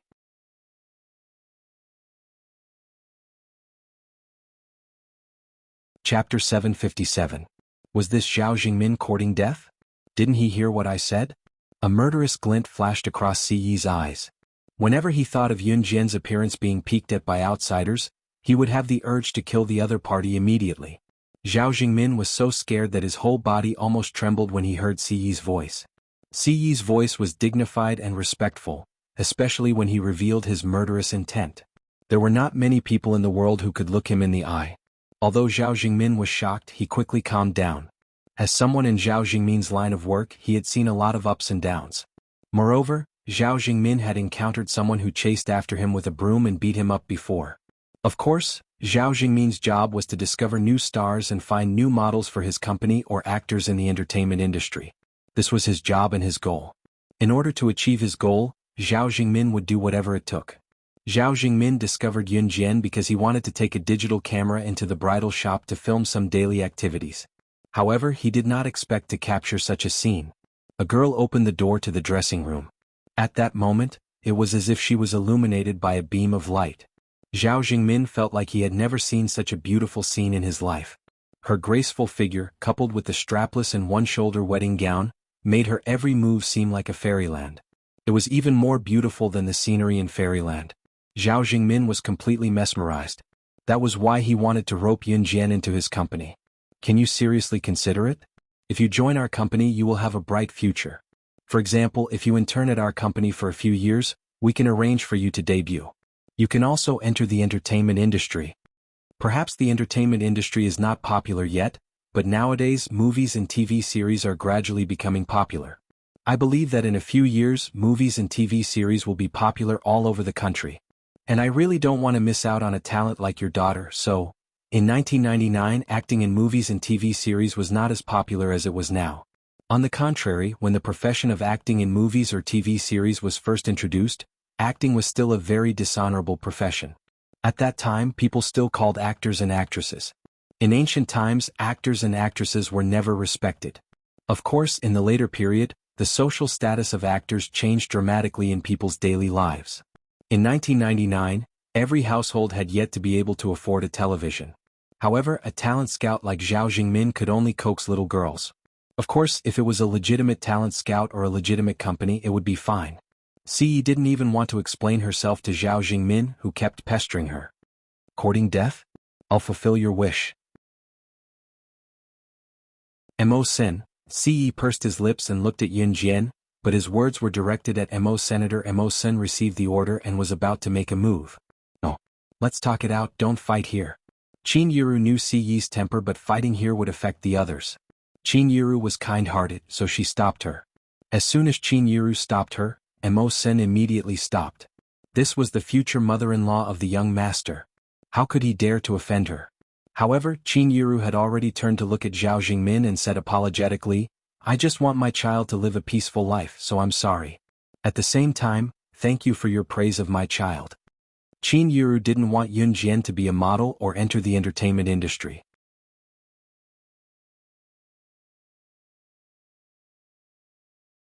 Chapter 758. Yun Jian kept quiet because she knew that Qin Yiru and Ce would reject the offer on her behalf. Yun Jian had no intention of entering the entertainment industry either. Slaying God, the top secret agent in the international secret agent ranking, was going to compete with the big shots in showbiz? If word got out and Yun Jian's old friends heard about it, wouldn't they be laughing their heads off? Zhao Jingmin panicked when he heard that. In spite of it, he did not want to let go of such a good seedling like Yun Jian, so he came up with a new way to persuade the girl. We're no longer in a feudal society. Children should have their own opinions. What if your child wants to do it if you reject it like this? Aren't you going to ask for her opinion? As he spoke, Zhao Jingmin looked at Yun Jian.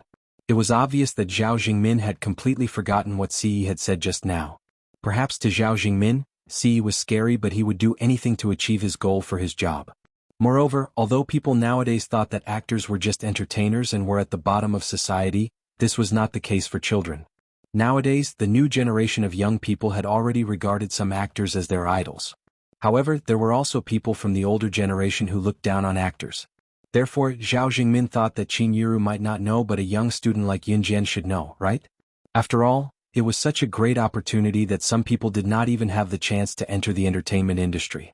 Qin Yiru knew what Yun Jian was thinking, but since Zhao Jingmin asked, Qin Yiru asked Yun Jian a question out of courtesy. Xiao Jian, go ahead, Qin Yiru told Yun Jian. After Qin Yiru shifted her gaze to Yun Jian, the rest of the group shifted their gaze to Yun Jian as well. Zhao Jingmin was brimming with confidence. After all, youngsters nowadays who were slightly attractive wanted to enter the entertainment industry. On the other hand, the older generation ostracized actors. To put it bluntly, a talent scout like Zhao Jingmin was looking for such a pure and innocent girl. Young girls who didn't know anything were their targets. They were the ones who were easily deceived. After all, one could become an idol and dazzle in the entertainment industry. Zhao Jingmin had taken advantage of this to trick many innocent girls. Zhao Jingmin did not believe that a girl as pretty as Yun Jian would not want to enter the entertainment industry. I don't want to. These two simple words summed up his decision. Yun Jian's reply killed Zhao Jingmin's idea. Okay. Zhao Jingmin appeared to be very disappointed. Before Zhao Jingmin could finish his words, however, Siyi's hand was already holding Yunjian's hand as they went to the changing room. Hey, where are you going? Qin Yiru stuck her head out to ask. To change, Siyi glanced at Yunjian's wedding gown and replied to Qin Yiru. It was because of this wedding gown that they got into trouble, so he wanted her to change out of it. Her beauty was only for him to see. This child? Qin Yiru could hear Siyi's angry tone and moved her lips slightly. Let them be. Let's hurry up and choose yours. Dong Yuan chuckled and pulled Qin Yiru to continue trying on the wedding gown. Zhao Jingmin, who stood where he was, watched Siyi pull Yunjian into the changing room with his own eyes, completely ignoring it. Zhao Jingmin clenched his fists in an unnoticeable spot and gritted his teeth in hatred. Neither he nor his company would let go of such a beauty. He would absolutely not stop.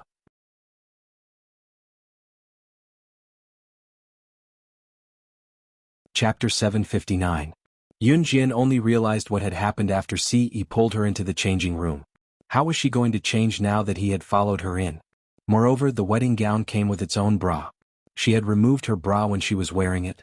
If she were to change in front of Siyi, wouldn't she be completely naked except for her lower body? I'm going to change now. Get out, Yunjian said as she pushed Siyi. Siyi admitted that he was indeed interested in Yunjian, but he wasn't that horny. Moreover, his woman would be his forever. She couldn't escape from him. Siyi curved his lips slightly. He turned and walked out of the changing room with a smile and stood at the door. Siyi only held Yunjian's hand again after she had changed and walked out of the changing room. Would you like to buy this wedding gown? The attendant at the side took out the wedding gown that Yunjian had just worn and arranged it neatly before she turned to ask Siyi and Yunjian. Yes. Siyi's thin lips moved. His eyes were fixed on Yunjian the entire time, but his words were directed at the attendant. The attendant immediately went to pack the wedding gown after hearing his words. I don't need it now, Yunjian couldn't help but say. She was 16 years old and was only in her third year of middle school. If she had gotten married earlier, it would have been fine. However, based on the current situation, she really didn't need this wedding gown. After all, even if they were going to get married, it was still too early to talk about it. Moreover, she had accompanied Qin Yiru to buy a wedding gown today. In the end, she had gotten involved and picked one before Qin Yiru. You need it? After you buy it, you can only wear it for me to see. Siyi looked at Yunjian. His sharp eyebrows and starry eyes seemed to be able to speak. Yunjian pursed her lips when she heard this. A slight blush appeared on her cheeks, but on the surface, her expression did not change at all. She was very calm and composed. Siyi's words made some of the women in the store blush, even though she wasn't talking to any of them. What about this? How about this one? It's not tight and I think it fits me well. At this moment, the door of another dressing room opened and Qin Yiru walked out in a floor-length wedding dress. Qin Yiru had put on weight before, but now her figure had improved a lot. When Qin Yiru put on the wedding dress and walked out of the dressing room, everyone's eyes lit up. The wedding gown accentuated Qin Yiru's elegance. The floor-length hemline was very long, and the wedding dress looked as if it was decorated with diamonds. It shone brightly from afar. Qin Yiru's skin was very good, and Yunjian most likely looked like her, except that Qin Yiru looked slightly fatter than Yunjian. However, if Qin Yiru slimmed down, she wouldn't look old even if she was middle-aged. Therefore, this sparkling wedding dress looked very elegant on Qin Yiru. Everyone present could not help but take a few more glances. Wow, this one looks good. Yiru will take this one. Dong Yuan saw this and immediately ran to Qin Yiru's side to look at Qin Yiru a few times.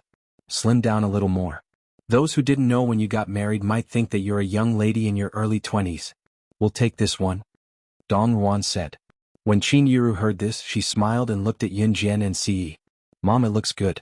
We'll take this one, Yunjian said. Very good. Even Siyi gave the highest praise.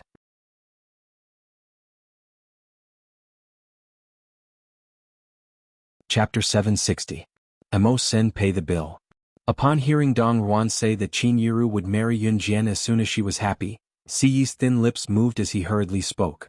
The corners of Mo Sen's mouth twitched. Young master, you weren't such a proactive person in the past. However, Mo Sen still didn't say anything as he walked over to pay for the 2 sets of wedding gowns.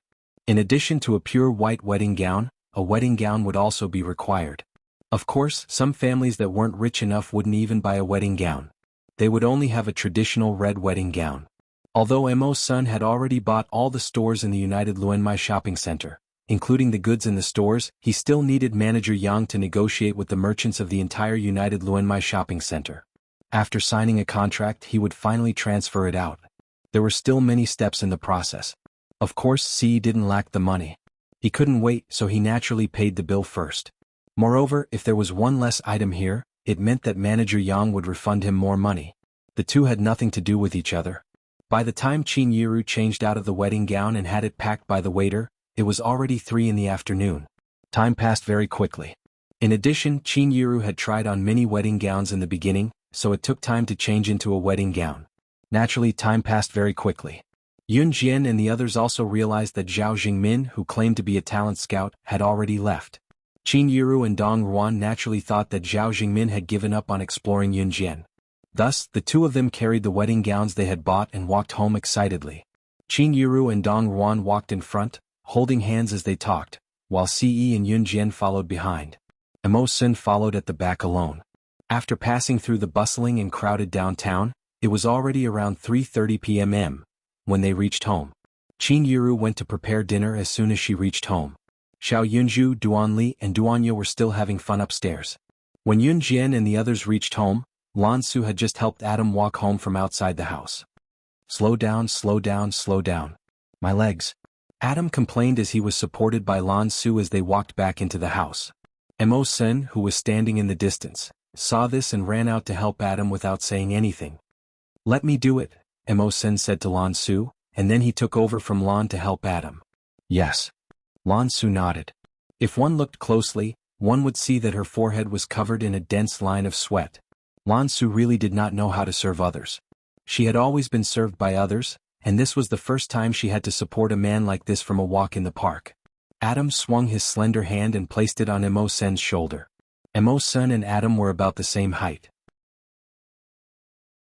Both of them were about 1.8 meters tall. Although Lan Su's height was considered quite tall among girls, she was still half a head shorter than Adam. Therefore, after Adam put his hand on Mo Sen's shoulder, he clearly felt a lot more relaxed. Thinking like this, Adam couldn't help but tease Lan Su. Phew, this is tall enough. You're short. I can't even stretch my hand and I have to bend my back to walk. You. Lan Su was angered by Adam's words. You still want to hit me? I'm a patient. Adam smiled mischievously, and pulled his handsome mouth that looked a bit dandy when he smiled. Lan Su really wanted to beat Adam up, but she quickly remembered that Adam's injuries were for her, so she endured it.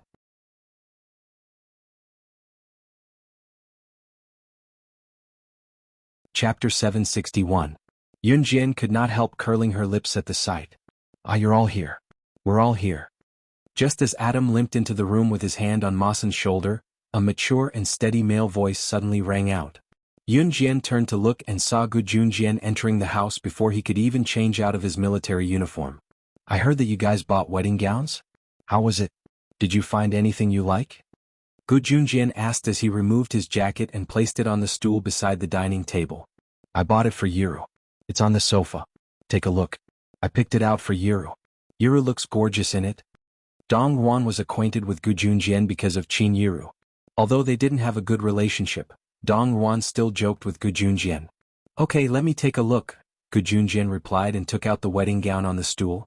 Xiao Jian, you're going to self-study tonight. Come eat first, Qin Yiru beckoned Yun Jian. Wash your hands. There are still 2 dishes left. Let's wait at the table, Qin Yiru said with a wide grin. Sure, we're waiting for the chef. Don't make us wait too long. Dong Ruan replied to Qin Yiru with a grin. By the time Qin Yiru served the remaining 2 dishes, everyone was already seated around the table. The marriage application I submitted to the higher-ups last time has been approved, Gu Junjian said as he ate his rice. Although she knew that the marriage application was bound to be approved, Qin Yiru could not help exclaiming in delight. Really? Gu Junjian nodded and said, I'm going to treat my comrades to dinner next Saturday. Xiao Yi will be there too. Yun Yi was from the high school and usually went home once a week. He would definitely be home on Saturday night. When they heard that Gu Junjian was going to treat them to a meal, everyone expressed their silent approval. Next Saturday? I'm going back to work next Saturday. I wish you all good food and drinks, haha. Dong Ruan immediately said. Qin Yiru also expressed that it was a pity that Dong Ruan could not come. However, knowing that Dong Ruan was usually busy, Qin Yiru felt relieved. As he spoke, Gu Junjian suddenly thought of something. He turned around and said to Qin Yiru, who was sitting next to him, "I applied for leave tomorrow. Tomorrow I can take you to prepare for the wedding." "Okay." Qin Yiru's smile widened when she heard this. Yun Jian sat to the side and occasionally chatted with Xiao Yunju, Duan Li and Duan Ya. Meanwhile, Si sat next to Yun Jian and silently put food in Yun Jian's bowl. Yun Jian also ate all the food that Si put in her bowl. It was almost 4:30 p.m. when Yun Jian finished all the food in her bowl. "Mom, I'm going to school." Yun Jian stood up and said to Qin Yiru, "I'll send her off." Si also put down her bowl and chopsticks. Yun Jian ran upstairs and took her bag downstairs. Si lazily put one hand in his pocket and walked out with Yun Jian. Since it was still early and the villa was not far from school, Yun Jian and Si walked there. "Let me do it." As soon as they walked out of the villa, Si took Yun Jian's bag and helped her to carry it. Yun Jian did not refuse. Her bag was not heavy. When they reached the school gate, Si returned her bag and said very ambiguously, "I'll wait for you to come back tonight." "Okay." Yun Jian smiled and took her bag. Si's appearance attracted the attention of many passing girls. However, Si did not stop at any other girl except for Yun Jian. After Si left, Yun Jian put on her bag and planned to walk into school.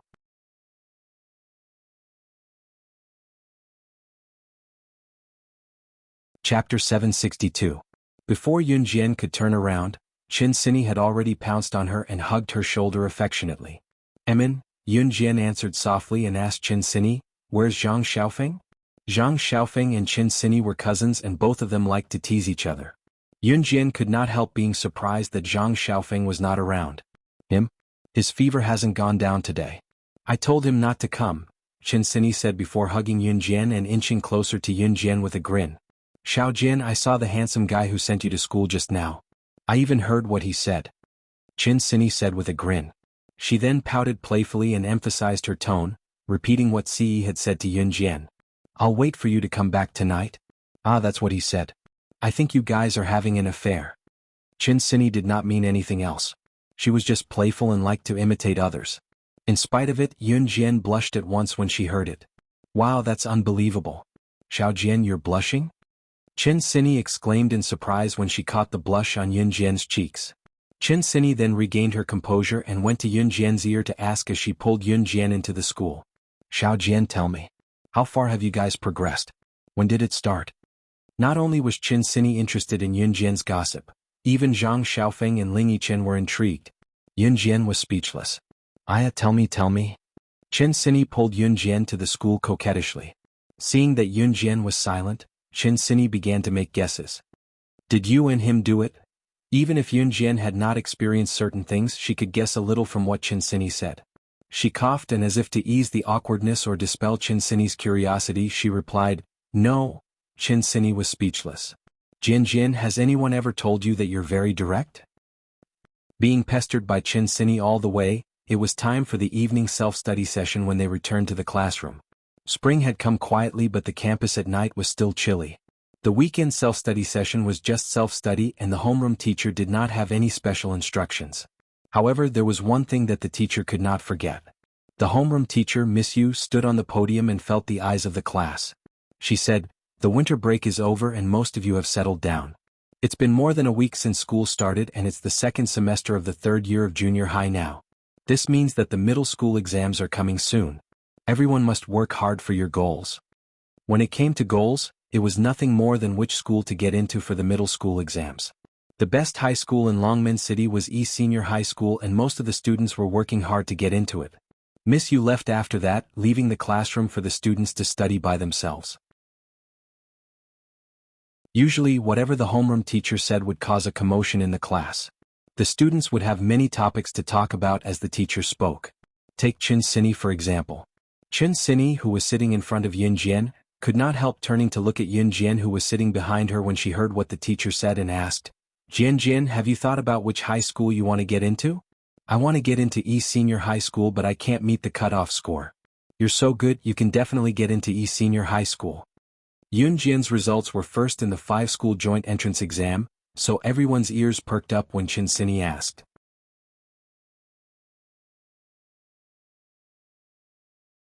Chapter 763. Yun Jian's words did not mean that she wanted to go, but that she would go. She would go to the military academy in Min City. The fundamental difference between wanting and knowing was that wanting was a possibility. Knowing was something that had already been confirmed. Hence, the students who pricked up their ears to hear which school Yun Jian was going to go to were all stunned. Sitting on Yun Jian's left was a fat man named Zhang Jian. When Zhang Jian heard Yun Jian's words, he immediately burst into laughter. Her classmates snapped out of their daze and finally reacted. The word, disbelief, was written all over their faces. After Zhang Jian finished laughing, he held his breath and could not help but laugh. As he laughed, he said to Yun Jian, his fat body trembling, "Ah, are you trying to kill me? Yun Jian, with your skinny body you want to go to the military academy? Don't make me laugh my head off. Who would dare to accept you in a place like the military academy?" "That's right, Yun Jian, your grades are good, but it's the military academy. The military academy requires people with superb physical fitness to get in. Do you think the military academy will accept just anyone?" As soon as Zhang Jian spoke, someone immediately chimed in. "I think it's more practical for you to apply for the first senior high school. With your grades, it's more than enough for you to get in.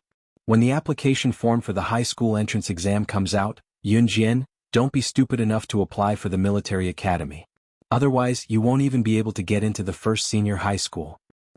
Yun Jian was the top scorer in the 5-school joint examination. At the same time, she naturally became the role model of the entire class. When they heard that Yun Jian wanted to apply for the military academy, everyone present could not help but advise Yun Jian against it. After all, other than Qin Sini, no one present knew that Yun Jian was an advanced special forces soldier. Apart from those present, a large group of teachers in the office also knew that Yun Jian had joined the special forces. After all, Gu Junjian had personally come to the school to invite Yun Jian to join the advanced special forces. It had happened in the office back then.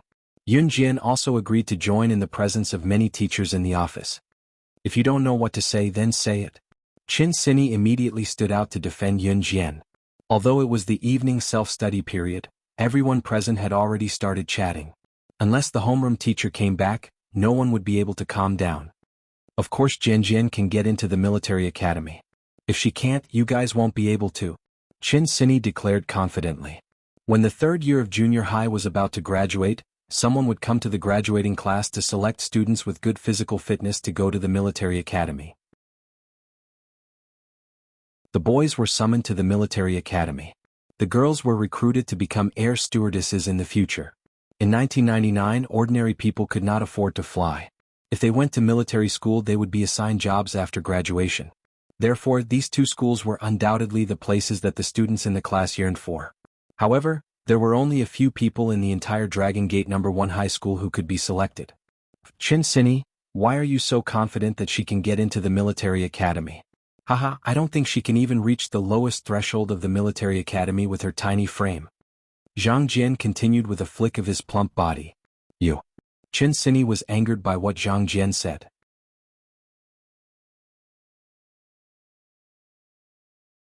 Chapter 764. After this male voice was heard, everyone present was a little stunned. They then turned around to see a figure appear at the back door of the classroom. Zhang Xiaofeng was holding onto the door frame at the back of the classroom. Everyone was stunned when they saw Zhang Xiaofeng appear out of nowhere. As their homeroom teacher had mentioned earlier that Zhang Xiaofeng had taken the day off due to a fever, the class was a little stunned to see Zhang Xiaofeng, who was supposed to be at home, here. However, that was not the only thing that stunned them. It was what Zhang Xiaofeng said. Zhang Xiaofeng said that Yun Jian was an advanced special forces soldier? That was not the point. The point was that Yun Jian was Team Monarch/God. What kind of joke was that? Team Monarch had now become the idol of countless youths, especially the boys in school who looked up to them. The reason was simple. Team Monarch was a team formed by advanced special forces soldiers who were around the same age as them. Most importantly, the 7 members of Team Monarch had all become members of the Advanced Special Forces. Advanced Special Forces. Even some veteran Special Forces soldiers who had been in the military for decades could not become Advanced Special Forces soldiers. How old were the 7 members of Team Monarch? They were already members of the Advanced Special Forces. However, the most terrifying person in Team Monarch was Slashing God. Slashing God was a legendary figure. It was said that the internationally renowned Inferno Ring, an organization that was second only to An Hun Group and Kosha mercenaries, was annihilated by Slashing God, who led the Zhe province army and joined forces with an Hun group and Kosha mercenaries. Rumors about Slashing God were endless. All the boys in the classroom had heard of Team Monarch's Slashing God. Most of them had even set Slashing God as their goal and role model to move forward. At this moment, Zhang Xiaofeng, who appeared out of nowhere, said that Yun Jian was the Slashing God whom the boys had been idolizing recently. How could they not be shocked? Team Monarch's Slashing God? Is Yun Jian? Zhang Jian was the first to react. He stuttered as he looked at Zhang Xiaofeng, who suddenly appeared at the back door of the classroom. His beady eyes that could barely open widened. As the strongest fatty in class, Zhang Jian was no doubt the #1 fan of Team Monarch's Slashing God. Back then, Zhang Jian searched for information about Team Monarch's Slashing God. Although he did not know who was Slashing God, he managed to find quite a lot of information about her. At that time, Zhang Jian was still bragging in class and even said that he wanted to become someone as powerful as the Killing God. When he mocked Yun Jian for wanting to go to the military school just now, Zhang Jian thought that he knew Slashing God very well.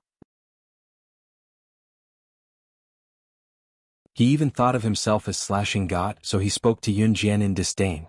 Now, however, Zhang Xiaofeng was telling them that Yun Jian was the legendary Slashing God of Team Monarch, the legendary character. Not a single student in the class wasn't surprised. The classroom was so quiet that even the sound of a pin dropping could be heard. While the class was still in shock, Zhang Xiaofeng returned to his seat. "Didn't you say you're sick? Why are you back?" Chen Xinyi looked at Zhang Xiaofeng in surprise.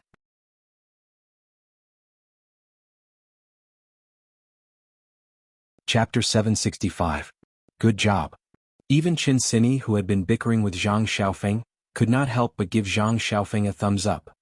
Hee. Zhang Xiaofeng could not help but scratch his hair after being praised by Chen Xinyi out of the blue. He had never been praised by Chen Xinyi like that before. Zhang Xiaofeng and Chen Xinyi were cousins. Both of them had been at loggerheads ever since they were young. You're really Slashing God? At that moment, Zhang Jian's weak voice was heard. The question was directed at Yun Jian. Yun Jian had been sitting in her seat since the beginning and did not look at anyone. She was holding a black pen in her hand and was twirling it leisurely. All of a sudden she felt the eyes of the entire class on her. She raised her head slightly and saw Zhang Jian's face suddenly appear in front of her. Yun Jian had no intention of hiding anything. To Yun Jian. If others did not ask, she would not say. If others asked, she would not hide it either. Unless it was something fundamental, such as her rebirth. Yun Jian replied softly. However, it was this weak reply that caused an uproar in the class. Oh my god, is this for real? Yun Jian from our class is Slashing God from Team Monarch. Oh my god. A few days before the new year, one of my relatives came to me and bragged that he had seen Team Monarch's red flame. I was so envious at that time. I didn't expect Team Monarch's strongest Slashing God to be in our class. A series of shocked and terrified voices were heard. For a moment, the entire class was in an uproar. At that moment, the students in the next class were unusually shocked. What's wrong with the students in the next class? Why is it so noisy? At the same time, in the same class, Zhang Jian changed his arrogant tone and looked at Yun Jian weakly. At the same time, he asked Yun Jian, Can you accept me as your disciple? I also want to learn from you like Zhang Xiaofeng. From calling him by his name to addressing him respectfully, Zhang Jian's tone carried a hint of pleading. Learn from Team Monarch's Killing God. The students who had treated Yun Jian with disdain earlier all followed Zhang Jian's lead. Me too.